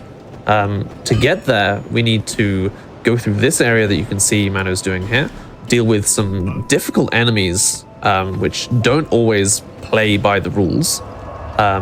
He's going to get a key from the top of the elevator, which is going to take us probably a few minutes to get up to the top of. So he's going to yearn the enemies here, and if they play ball, you can get a kill on them there.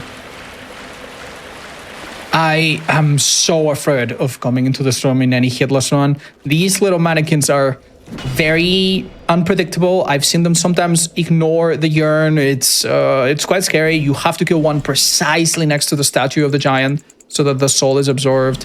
It's a bit scary. We now see Marshall buy 300 poison arrows, which I think is an investment for the future. Hopefully we don't need to see all of them being used. Yeah, that should definitely take us to the end of the run. And funnily enough, there's 2 options, right? After you trigger the elevator, you could teleport back, or you could just walk back. Do you have a preference as to which one you do? It depends how I'm feeling. If I want to go fast, the walk back is probably like 10-15 seconds faster, maybe. I guess you don't have to set up the red tear stone again, I suppose. You don't have to, yeah. If you activate the elevator and start walking, then the elevator's already sort of ticking down. But if you warp out, then you have to wait for the elevator to stop and start again. And yeah. So it depends if you want to be safe or if you want to be fast. But we're seeing Manu going faster. So Manu's going to be stuck in elevator land for the next 3 minutes or so. It takes quite a long time. And we can pay a bit more attention to Marshall, who's doing the same path that leads to this castle that Kainon is in. This area is a little bit scary. These invisible enemies can sometimes come after you. And they have crossbows and some other range scary attacks. Once they get close to you, they can roll. They're pretty nasty, but it seems that the runners are comfortable sometimes running past them. Kainon ran past them, but no. It seems Marshall is taking the more careful approach of just Yeah, This is what he's got the poison arrows for. Yeah. So just take it very slow, be very cautious, you know. Yeah. He's still at 0 hits, so he's wanting to keep that for as long as possible, I'm sure. I think this is kind of the strategy that you do, knowing that you're going to take a little bit more time, but that it's much safer. Once you get rid of both of them, you don't need to worry so much about one of them like quickly hitting you. And please, let's have a look at Kanon, because this boss fight coming up is absolutely spectacular. We're going to see a scripted sequence where the enemy has a predictable pattern. We're going to run through, immediately buff our weapon. We will get close to bait a particular swipe attack, which we will do without fail. And this will lead to a bit of damage, which will then trigger this attack, which we can dodge by ducking under the blade. Doing more damage will trigger the AI to do a very similar attack, rinse and repeat. And with the insane damage that we're doing, that is enough to kill it. Yeah, he had one more attack left afterwards if needed as well. This boss has, if this boss had probably double the health, then you would maybe get a bit caught out, because it only does, I think it's 3 or 4 of those attacks. But yeah, fortunately, as you say, the damage we're producing at this point is way enough. This boss is a particular oddity because he is resistant to lightning, but because it's raining, he actually is a little bit weaker, so he's somewhat neutral to lightning. And he's somewhat weak to fire, but because it's raining and he's wet, he is more resistant to fire. So hitting him with dark works out really well, because it's the one thing he doesn't resist all that well. And yeah, the fight is pretty much scripted. If the fight was not scripted, as Pigeon suggests, if the character had twice the HP, it would be quite scary, because he can summon an NPC and has a few nasty attacks that are a little bit difficult to deal with. Tell us about the Shrine of Amana that Kanon is starting to see here. Oh boy. Shrine of Amana is one of the areas of all time. This area has it all. We've got some really, well, first of all, it's a really large area. I'm sure you can see straight away that, you know, we're seeing probably a third of the area that's sort of in the screen at the moment, and even that is as this far is just as the eye can see. 1/3 of it. Yes. Yeah. The enemies that we're dealing with here are not only fast, but the attacks that they throw out are also fast. So they run quickly, they attack quickly, and they're just absolutely vicious. The water not only obscures the vision of seeing the enemies as they sort of approach you, but also slows you down, and it doesn't slow the enemies, which I think that's so harsh. I'm so glad you brought that up, because these enemies, especially the Lindell clerics, are unbelievably fast. And you can sometimes run out of stamina. In Dark Souls 2, running and rolling is way more stamina consuming than in other games. So you can run out of stamina really quickly and find yourself absolutely overwhelmed. So even Kanon, who's a very fast runner, is taking a little bit of time to deal with them in the smart way. Commentators, have I got a moment just to talk about some donations? And we've got some news about... Please, it's a great time. Well, I'm going to let Fowler take it away in a little bit to talk about a incentive that's going to be popping up, one that's, you know, an extra one as part of the Cuphead run that we're going to be seeing later. But a big thank you to Flame Warp, Jens DV, No Favril, and the Red Hot Chili Peter for all contributing $10. We also had $18 from Badger Milk 707, as well as $50 from Blue Kohiro. I believe that's probably how it's pronounced. And yeah, big thank you to those folks. And Vala, what do we have coming up for us later on that we can help, you know, donate into reality? Yeah, so the next run that we have is a Cuphead co-op run. It's a really cool run, and we are opening the very first incentive for that run. So the incentive is Cuphead All Secret Faces for $8,250. Can we meet that, chat? So the incentive is fight the secret face of the Root Pack, Jimmy the Great, and Sally stage play. So if you want to see the secret faces of those 3 bosses, we need to meet that incentive. I had the chance to tech check that run, and I mean, we all know what Cuphead looks like, but 2-player Cuphead, and like these folks are, you know, they're not playing locally, they're playing like from like over parsecs, so they can even do it with input delay. Oh no, that's a hit! That's muerto! Oh no. Kanon, I think, had to deal with a 1 HP hero There's a very nasty enemy that does not have a particular weakness to the weapon we have, and I think we took a blunt attack from it. This does give us a chance to pay a bit more attention to the twin dragon riders. Marshall has a very, very nice way to deal with them, being very patient, drawing one of them out before he goes for the kill on the weaker one. And this enemy is honestly quite pathetic. It can be parried, it can be killed really quickly. We're not hitting any particular weakness and we're still doing a lot of damage. But the hitboxes can be a bit funny looking. So you can see he rolls there out of abundance of caution. And that's the Twin Dragon Riders done. Kainon unfortunately has to go through this area again, which honestly I wouldn't wish upon anyone. No, look at his arrow count as well. He's down to his last 20 arrows. Oh, and he gets another whiff. That's really unfortunate. Oof, These enemies are just so annoying to deal with. And that's one of the reasons, if you're sort of locked on or if you're on a slightly higher elevation, you can easily have your blade swing above their head. Yeah. Let's take a moment while Kainon comes back to look at Marshall, because he's dealing again with this room with mannequins that need to be drawn out to a specific location. And honestly, it always drives my anxiety up to just see someone deal with this. These enemies are unbelievably tricky to deal with. Yeah, as I said earlier, and as you said actually, these enemies do not play by the rules, you know. Sometimes they will follow, you know, the pattern of every other enemy in the game and go to the yearn. Sometimes they will just completely ignore it and just, you know, do whatever they want, basically. I have to say, that was an incredibly clean way to draw only the attention of one. And we're using this little downtime to consume some souls. And unfortunately, because of the random invasion that happened to Kainon, I think that kind of locked him out of buying the arrows when he really maybe wanted to, out of the NPC that's at the start of the castle. So I don't know if that's going to be a point of concern. So we said that these enemies are super hard to deal with, and now he's having to deal with them in a melee fashion. Yeah. Is it because he's about to run out of arrows? Yeah. Wow. Yeah, this is the last thing you want to be doing on your run, let me tell you, chat. Yeah. Yeah, no, these enemies are unbelievably cursed. He's doing a very good job. He's doing a very good job of aggroing one at a time, outspacing the attack on solid land rather than in the water, and sort of punishing nicely there. I'm so sorry, I can't contain the laughter. We're seeing Marshall just do every gesture in the game towards the camera while the elevator takes about 1 whole minute to come down and another whole minute to go up. It's such a slow part of this game. Very, very forgettable. Very forgettable part. And Kainon probably going for a bonfire now to avoid further delays if anything else goes wrong. This area, Pigeon, can you tell us a little bit about what it was like before they changed it?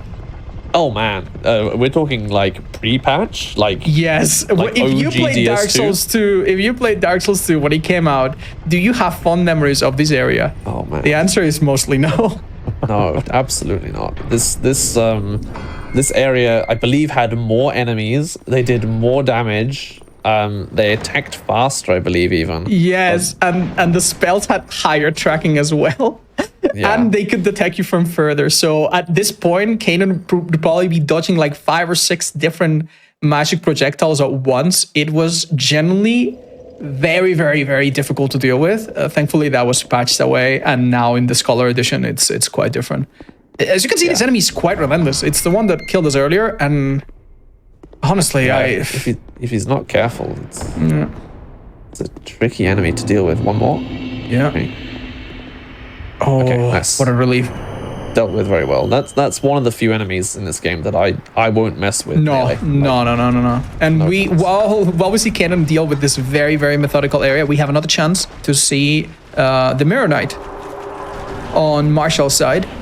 Again, the strategy will be exactly the same. We want to immediately buff our weapon, bait a particular attack. It does come. This allows us to do some damage. Late. Yeah, I got a bit nervous there. Yeah, he buffed a little bit late and he walked a little bit slowly, which was nerve-wracking. Oh. Tough. Very, very calm demeanor from Marshall, who did not... Like, the thing about this Mirror Knight is that if you hit his shield mirror, you will bounce off. And there was a time there where he waited correctly. Meanwhile, Kainon, what got him? It's another lizard. It's really, really unfortunate. Oh no. Yeah, he was just like, I don't know how that missed. He was locked on. It looked perfect. Yeah. We're now at the part of the game where both runners are basically going in a linear fashion, so we can quite literally compare them side to side. And we can see that Kanan, despite having died a few times, taking a few unfortunate setbacks, he's still a good, I want to say, 5 minutes ahead. Oh, wow. Yeah. Now, he doesn't actually... The interesting thing about this large knight that he's killing, he doesn't actually need to kill it. There is a way that you can sort of sneak past it, but I don't know if that just doesn't work with sort of the rest of his strats. I'm very sorry. Yeah, these enemies are unbelievably aggressive. This one is quite resilient for some reason. The hitboxes are dodgy at best. Yeah, I'm wondering if he's thinking about just killing it because he has to do some other slower strategy up ahead. Yeah, I think that must be the case. He still deals with it really well, which is better than I would do. Yeah, as you can see, they're using the bow to find different enemies, and because of his extremely limited arrows that he's definitely going to need at some point later, he's trying to use as little as possible, but this is starting to make the run really, really difficult. I wonder if maybe popping a soul and buying some arrows in the next bonfire could be an idea, because it is anxiety-inducing almost. You can see how many arrows Marshall's got. He's got 900 magic arrows and 300 poison arrows. He's got so much equipment. Yeah, the difference, of course, being that Marshall was not invaded at the point where he was going to buy it. So that has made a bit of a difference in how these two runners are dealing with this area.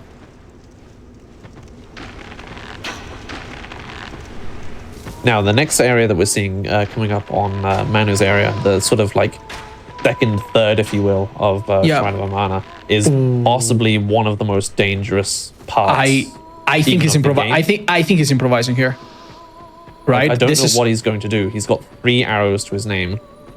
He's picking up some random items, I think. He's picking up souls, maybe in case he needs to buy some from the... Oh, was that souls? Keep in mind, he killed the blacksmith that sells the arrows.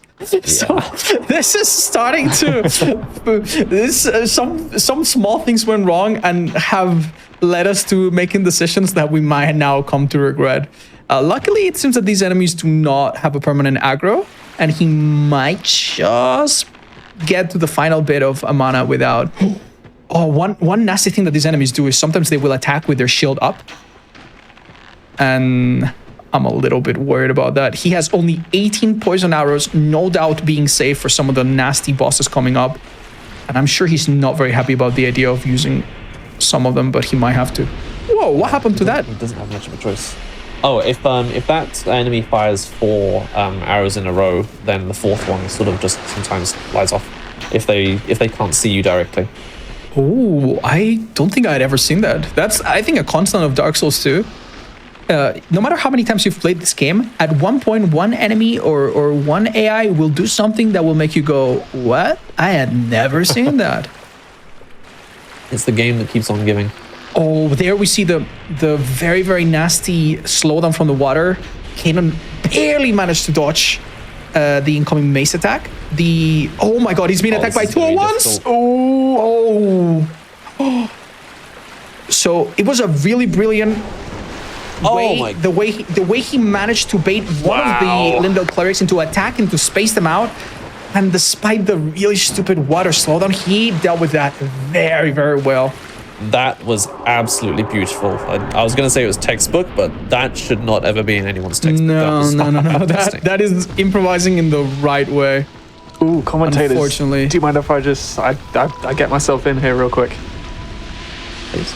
We have hit the 8K. We had a $15 donation earlier from Scout Walker, but sending us way over the 8K mark is a $100 donation from Amanda Campbell. Thank you so much, folks. We are now pushing towards that $8,250 donation for the first incentive of the Cuphead run to show off the all-secret phases. And we want to see more of this run. We want to see more of this event. Don't forget that the ultimate incentive that we've got for today is the 10K saxophone Elden Ring run.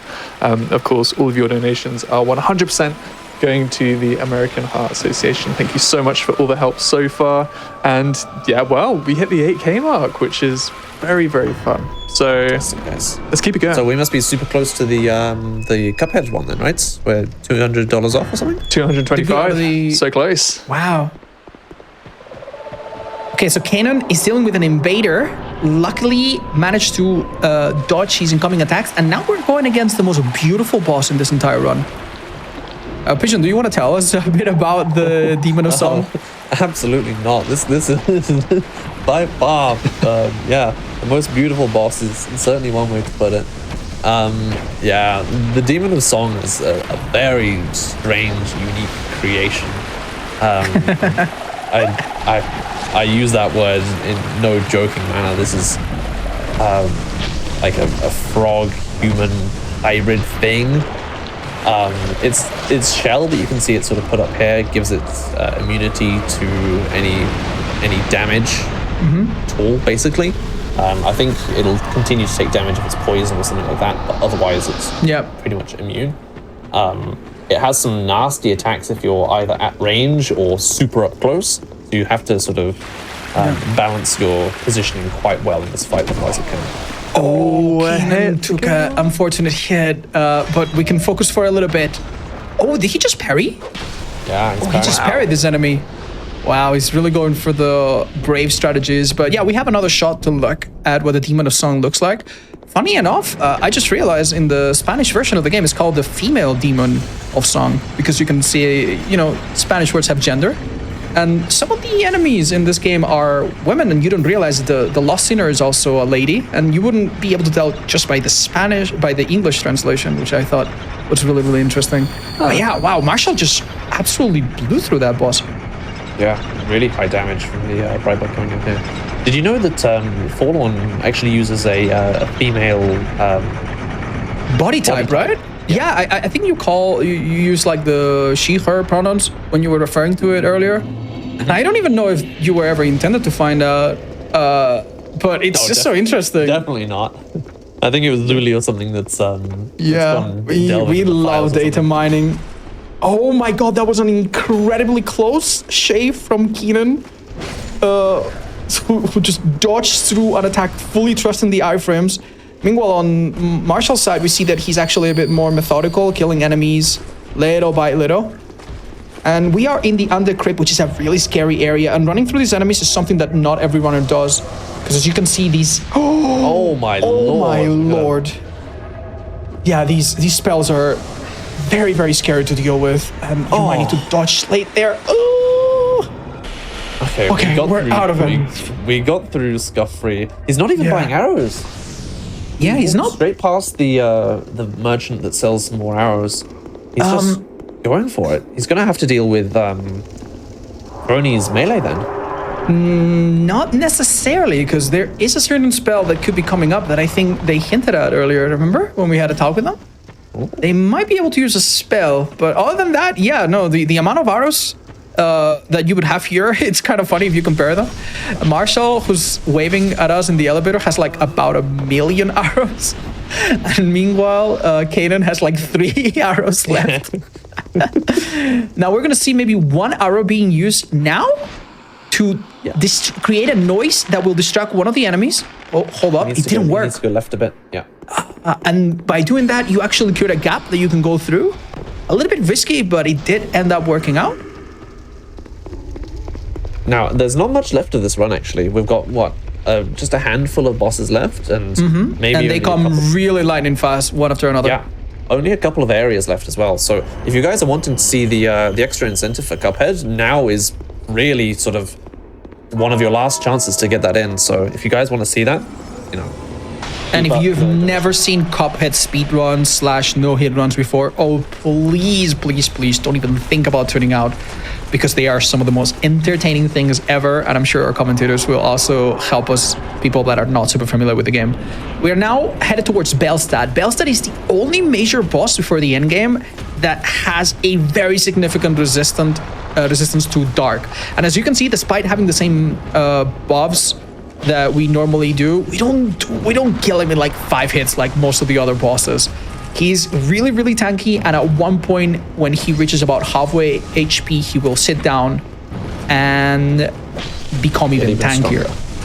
That's when it's happening. Unfortunately, you don't have enough stamina here to just go to down. This does not do counter damage as far as I remember, but he's handled it really well. And we can now bait certain attacks. Yeah.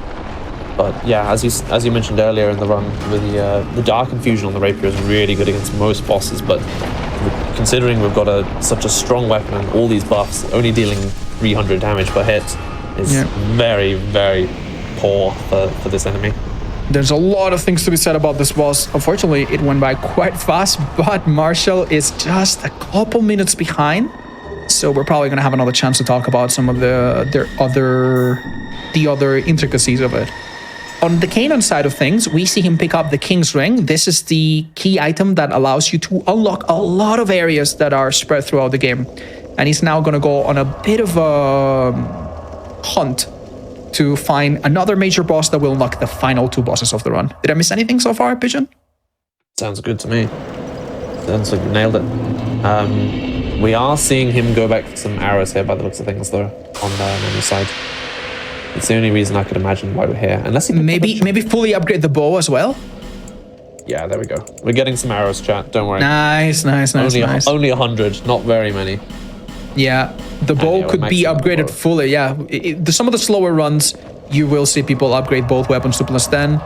Also, an interesting fact is that this area leading to this boss has a bunch of invisible enemies that come from the ground that are not initially visible, and it seems that Marshaal takes the time to remove them so that he can deal with these enemies one by one. Honestly, that is maybe the correct approach, considering that I believe he's still at 0 hits, right?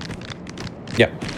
And he wants to take this wants to take every chance to take this slow and methodical. If we were to look back at the way Keinon did it, he takes it a lot easier.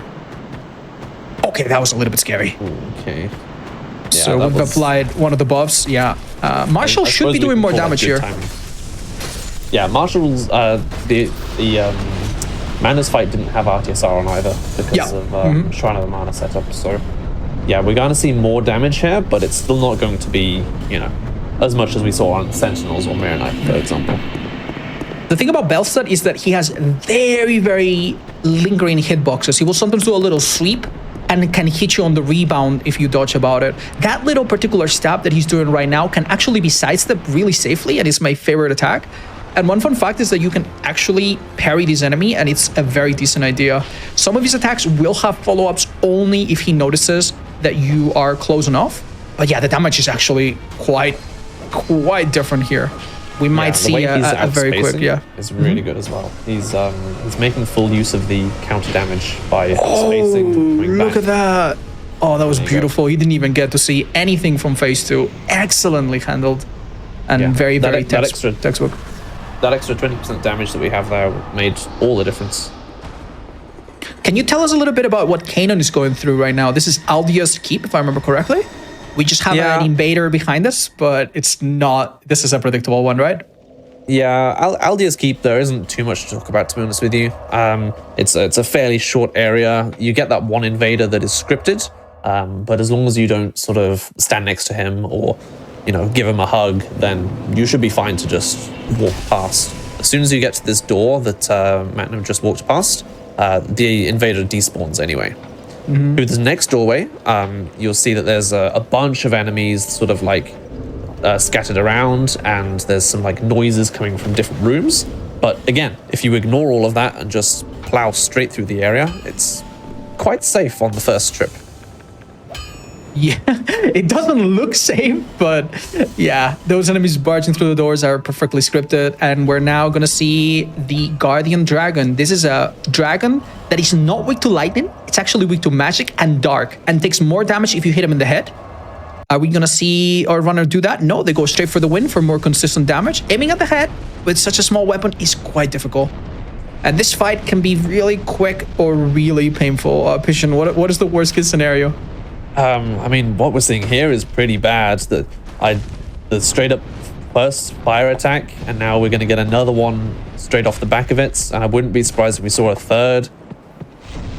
Okay, that is really good and should result in the enemy just dying. It is a very squishy boss, but if it decides to fly around a bunch, it can be a bit nasty. The hitboxes are not very easy to visualize since they're just like formless flames here and there. But as you can see, once we start landing hits, it's over. And Marshaal is deciding to not fight this Cyan Knight. Instead, he's just waiting by the door. While it's open, this doors do only open once you present the Knight's Ring. So you have to wait a little bit. He's going to bait an attack and go through all the escape, and we're going to see the exact same thing come out. We don't expect hits here. This area should be really, really safe. The boss can be a bit tricky, but so far Marshaal has been playing extremely safe and showing us just how it's done.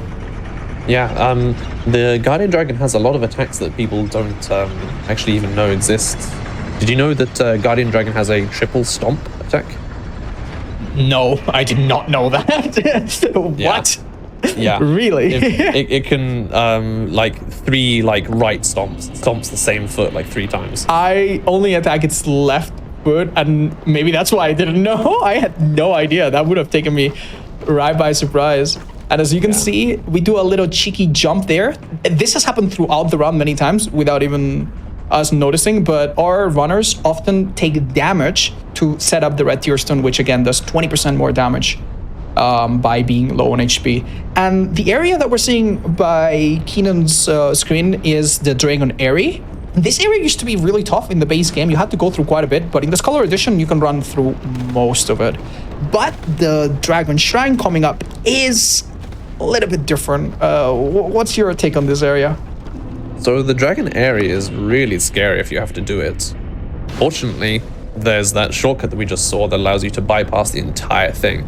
The Dragon Shrine coming up is a lot more difficult. And to be honest with you, I'm a bit worried about how we're going to see Mano deal with this. He's got limited arrows. My God. He's not killing the enemies. And what happens if you don't kill these big dark knights is all of the enemies in the area also follow through as well. So the small enemies that you see sort of dotted around the place, they are now actively chasing Manu. Yeah, so if we take a minute to look behind me, he's gonna have an entire group of enemies chasing after him, and the crowd up ahead is even larger. Yeah, look at them. Like the whole army is following him. And now in the next area, you're going to see the exact same thing again, where we've now got an extra like 12 enemies that are going to be chasing him. There's 2 enemies right at the very end that will sort of try and attack him at the same time. So if he gets roll caught, if they time their attacks really well together, there's no way he can dodge this. So you've basically got to just hope for really good RNG. Oh my God! He's going for a 4 strat. I have never seen that. To actually basically stop the enemy or distract. That was really exciting. He gets a very special item that's necessary, and then we're out of here. Now, on the other side of things, Marshaal, who's doing lots of gestures in the elevators, actually shot down the Guardian Dragon with a bow while it had only 1 tiny bit of HP left. That was really fun to see as well. And that is the most ballsy, dangerous strat that I've ever seen for that area. That was incredible. Can I say that was absolutely unnecessary? That was just... I don't know if that was any safer than just rolling through, but it did look about 10 times cooler. And Kanan, we appreciate you doing that for us. It makes our job as commentators a lot more exciting when we are surprised. Yeah, he might have more hits, but God, I gotta say it, he's got more style points for that. Do style points come towards the actual relay race? We'll have to ask the hosts that one, I think. All right. Now we're seeing another King's Gates opening up here. This is the second of 3, which is going to lead us to the Giant Lord boss fights. So what is the reason? No, I want to ask you more. What is the lore reason why we go for the giant? And why does that allow us to go to the final bosses? Are you in a pinch? Do you want me to like recall? I can give it a go. The lore side is not my strength, I will say. So the whole of the Shrine of Amana is sort of kept there as a way to stop Nashandra, who is, spoiler alert, our final boss, from reaching Vendrick, who is the previous king of the lands. Right. There's a few different things that Vendrick put in place to stop Nashandra from sort of taking over, if you will. And one of them is by sort of locking a key away in the memory here that you see of the Giant Lord, which can only be accessed by talking to the Ancient Dragon, which was the big dragon in the last area.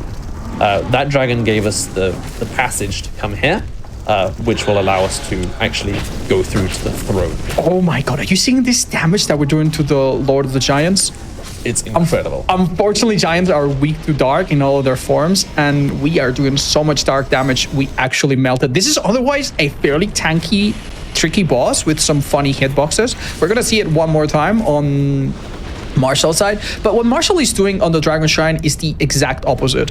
He's actually playing by the rules. He's killing the champion of each segment, and if you do that, the Dragon fanatics do not actually get aggroed onto you. They respect your strength. Now, the final champion is a dual-wielding big sword dragon dude, and he typically gets poison as a way to deal with him. He's quite annoying. I can see why some runners prefer to just run through. I hate to interrupt, but if we look over on Manu's side, we can see he's about to do a particularly tricky jump here. Why? This is the Giant Lord jump. He's got a bit of an odd setup for this. But if you angle yourself just right and don't get a baby jump, you can barely get onto that platform. He just did that There was absolutely no reason for him to do that, keep in mind. He's already killed the boss. He's already done that area. He's just doing it for more style points. I cannot believe that. Yeah, I was going to mention that earlier, but I thought, nah, they would never do it in this setting. There's no way. But yeah, you saw that right. In order to get on that ledge, you need to do a backstep from a certain... It's such a ridiculous setup that only runners would typically do at the start of the run, maybe, when they don't mind resetting too much. Even then, it's quite funny. We see Marshal has killed the dragons. Do not try to murder him, and this is a lot more chill. And it's gonna be a bit of a minute before we see any boss, so we have a moment to just collect our thoughts and get ready for the final couple bosses.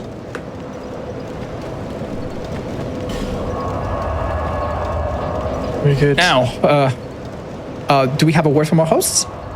Well, I just thought I'd give folks a heads up that, we've been talking about Cuphead. Cuphead is what we're going to be seeing next. We've got that incentive, which we are only $225 away from. But I thought you'd let you know that that's not all that we have. We might be seeing, we will be seeing the rest of the relay race tomorrow, but that doesn't mean that we don't have more on show for you today. After the Cuphead run, which is, at the moment, it's just going to be co-op any % no hit with Mikan and Taina. We could be seeing all secret phases. We could be seeing something else as well. And then after that, we'll be seeing Metroid Dread in Dread mode, any % no damage. Lo and behold. Team Hitless, that's how it works. So do keep an eye on the rest of what we're going to be showing off today, and do keep those donations coming in. I don't think anybody would be opposed to seeing another train come in anytime soon. And Fala, keep us in the loop. We need a big train to pull in the station. Yeah, and if we hit the 10K donation mark before the end of the day, then we have the incentive run number 2, which is Elden Ring Hitless, but played not on a regular controller, but on a saxophone controller. Oh, we're going to have a simultaneous showing of the Giant Lord, which you saw earlier, as well as the 2 back-to-back final bosses of the run, which we're seeing on Kainon's side.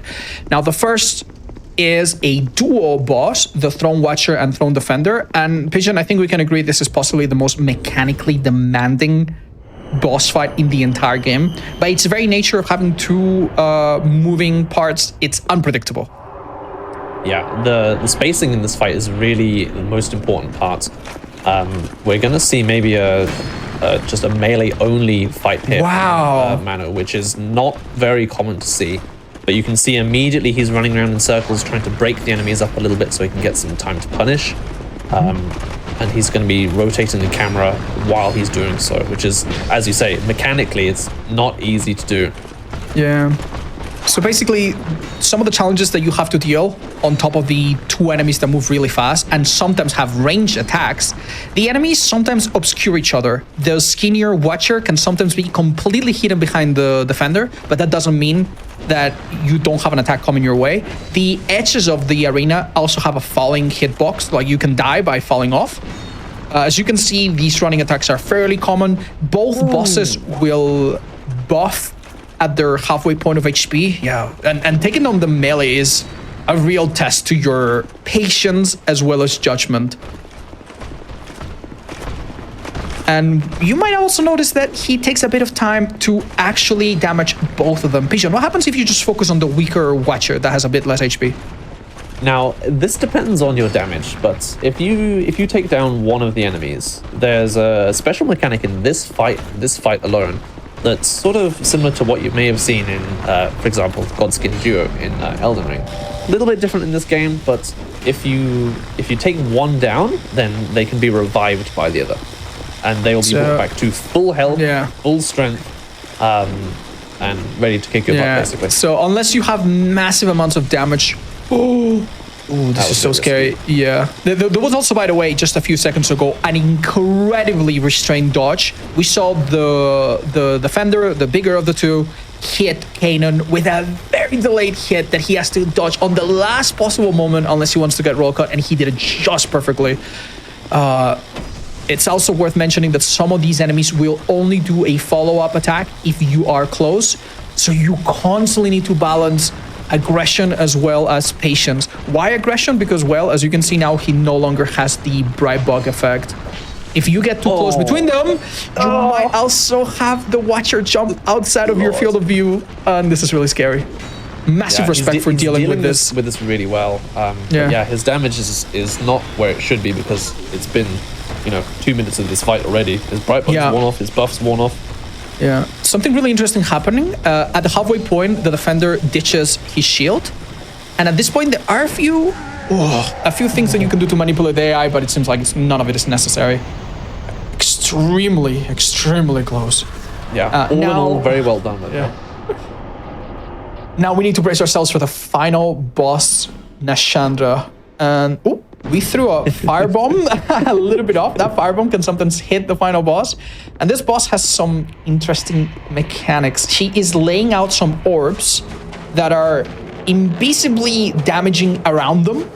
Now, it's really hard to visualize this if you haven't played yourself, but basically our runner has about 1 or 2 meters in front of him. Any closer than that, and you will take damage, and this does count as a hit. It is impossible to remove them without taking damage.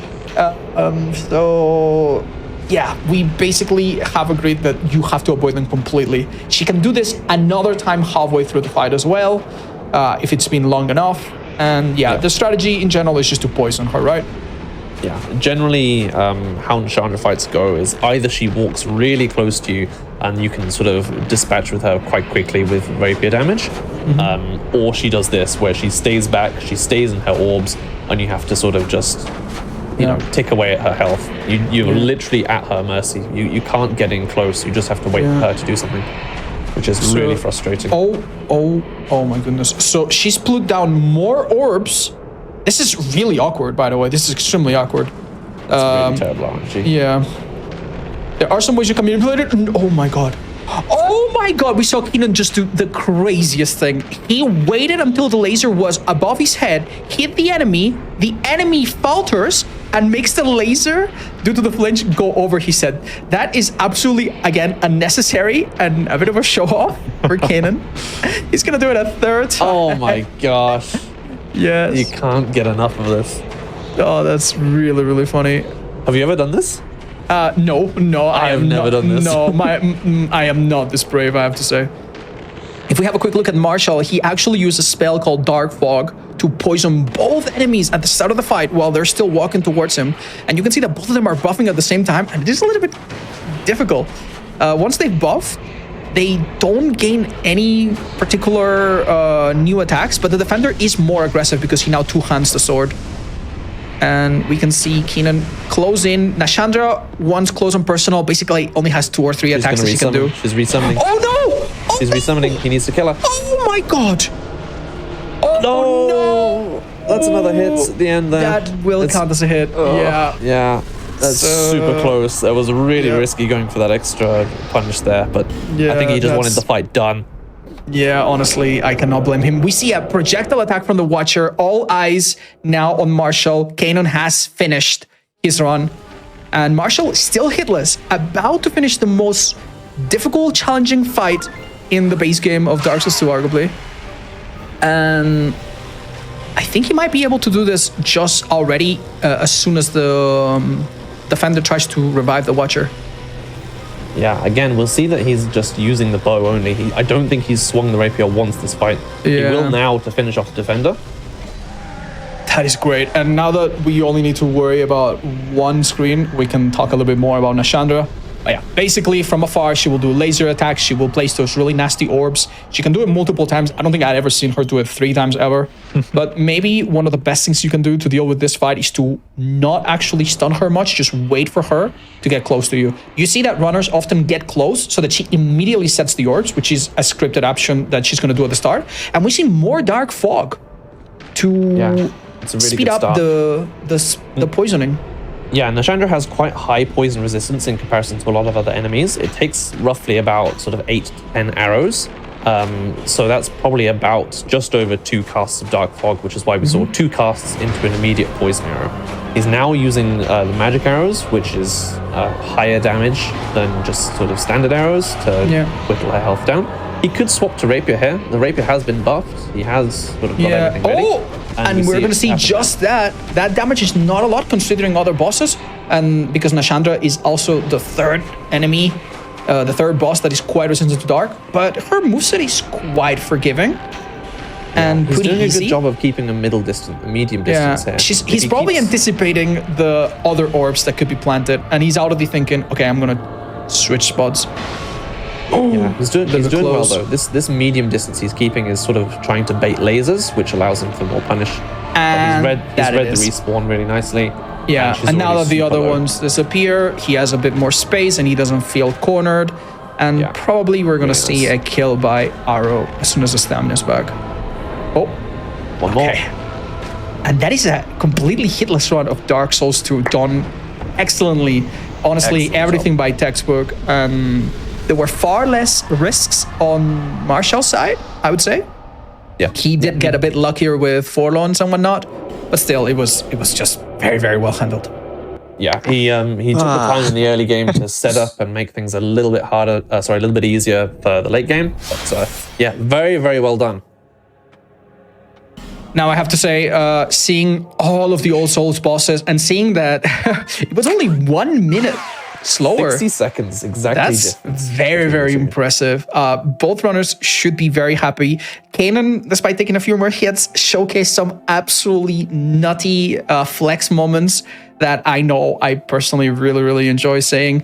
So yeah, I hope we've all enjoyed Dark Souls 2 in almost all of its glory, because we didn't see the DLC. Well, I know that we've at least got one of the runners in with us at the moment. Marshall, GG, well done. How you feeling? Marshall, congrats. Good, thank you. GG, Marshall. Thank you. It was GG Manu. It was nice. It was a good run. I think I got lucky with no forlorns. And I think the only boss that was bad to me was Mitha. She did like the spin to it 3 times. Yeah, we noticed that. She just kept stalling and I was like, okay, well, this is not fun. But everything else, I think you handled that very well. Yeah, I think everything else was pretty good. Game was nice to me today. So thank you, game. You know, I have to give the game some honestly, there were not too many moments there where things looked out of control. Tell us, what was the reason you wanted to go, that you went with the longbow rather than shortbow? I was interested by that. Oh, no reason. I just thought the longbow might be more damage. I'm anyways going to Macduff, so I'm gonna buy. I'll just buy the longbow as well and upgrade it. You know, I thought, okay, I'll just grab the longbow as well. It was fascinating to see the differences in your approach. Sometimes it was just really comical how Kanon would just like go right through an area with a billion enemies behind, and you would be very methodical.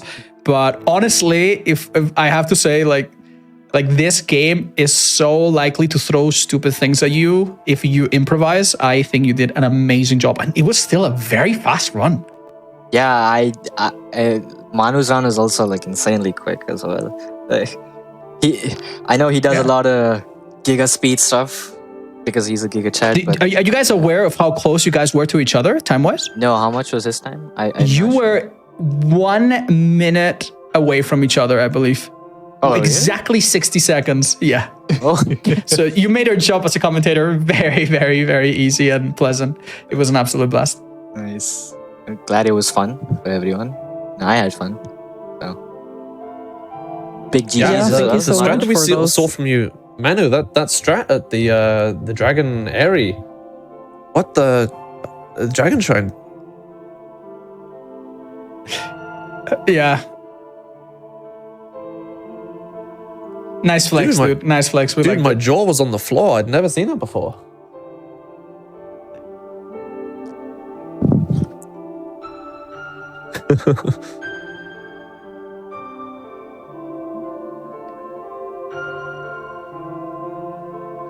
Okay, there is. So, Marshall, have you got any shout outs that you'd like to give? As we kind of, Shout start to- outs. Ooh. Yeah. I mean, can I shout out entirety of Team Hitless? yeah, I mean, of course you can. Yeah, fucking shout out. Shout out entirety of Team Hitless. Like everyone is just so helpful, nice and kind. You know, every single runner. They're all amazing people. You know, like you think I found all these strats by myself? No, I just copied everyone. They're all smarter than me, actually. You know. Yeah, I will take this moment to actually shout out the Team Hitless Discord. So if you want to know about these runs, or if you want to ask a question, if you want to start hitless running, everybody can do it. So don't be scared. Like if I got a hitless run, everybody can do it. So join in there and, join the community. It's a great community. Yeah, and I think we could all hear Kanon at one point, but I'm not sure whether the stream could. Hopefully that has all been sorted out. We'll go over to Kanon. Kanon, have you got any shout outs that you'd like to give? I base my route on Ritual's route, so I guess shout out to Ritual and of course the whole team. Games Done Hitless too. This is going amazing. I like it a lot. Thank you so much. Thank you. And both Marshall and Kanon, they stream, so be sure to follow them as well. And do we have any shoutouts from the commentator side? Honestly, I just wanna say thank you to Pigeon. He's been he's stayed a bit more in touch with Dark Souls 2, and when we were preparing this commentary, he was so unbelievably considerate and helpful. And honestly, sharing this with him is, and considering that we just go back so long, I just love doing this with him. I love you, Pigeon. Dude, you make me blush. I was going to say the same thing. Oh, The thank you so much. bromance. And obviously to everyone behind the scenes that has done the technical stuff behind the scenes that allows all of this to run as flawlessly as it does. Thank you all so much. Yeah, big shout out to GDQ and everyone in the Team Hitless staff and everyone that's been putting anything towards this whole event. It's been a long time coming, and the effort is, I'm sure you guys can see, is paying off. Definitely. And Yeah, thank you so much. I'm not a runner or a commentator, but I know that after this, I am going to be leaving the rest of today's hosting in the capable hands of Val's still going to be here, but Jiggy is going to be joining as the next Games Done Quick host. So again, like has already been said, thanks to everybody behind the scenes. I know that Deadeye in particular has kind of been pouring a lot of himself into making this something truly special for everyone. So a big thank you to him and everybody who's donated so far. We've still got incentives to meet. We have still got not just today, hopefully we're going to extend today for how long it can go on for, but we've also got tomorrow. So we want to close off an amazing weekend of donating and fundraising. So if you still got a little bit in you, then it would be immensely appreciated if you can keep helping us out. And yeah, we can get to see more Cuphead, which is going to be coming up next. So if you can, just donate. It's underneath the stream, a little button saying donate to charity. And yeah, you can get to see more. We want some more Hitless action. Have we been enjoying day one?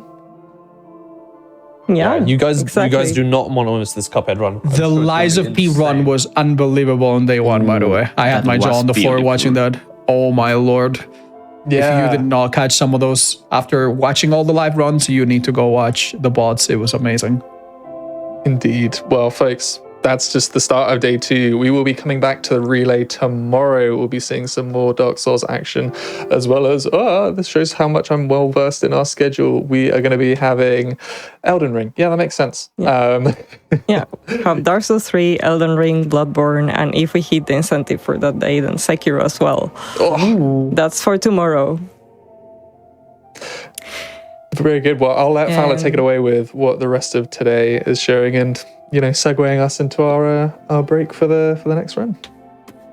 Yeah, exactly. So up next we have a co-op run of Cuphead. So don't leave after the break. That's what will happen. You don't want to miss it. We have an incentive up for Cuphead All Secret Phases. So if you want the run to have as well fight the secret phase of Rootpack, Jimmy the Great, and Sadie stage play, please consider donating to reach that incentive. But also, of course, all your donations go to the American Heart Association.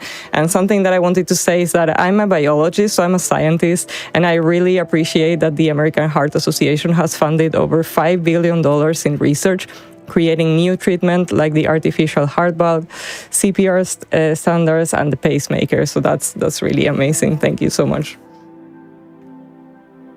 Yeah, folks, do stick around. We're going to be heading into a break, but we'll be back. Yeah, we'll be back. So if you need to hydrate, if you need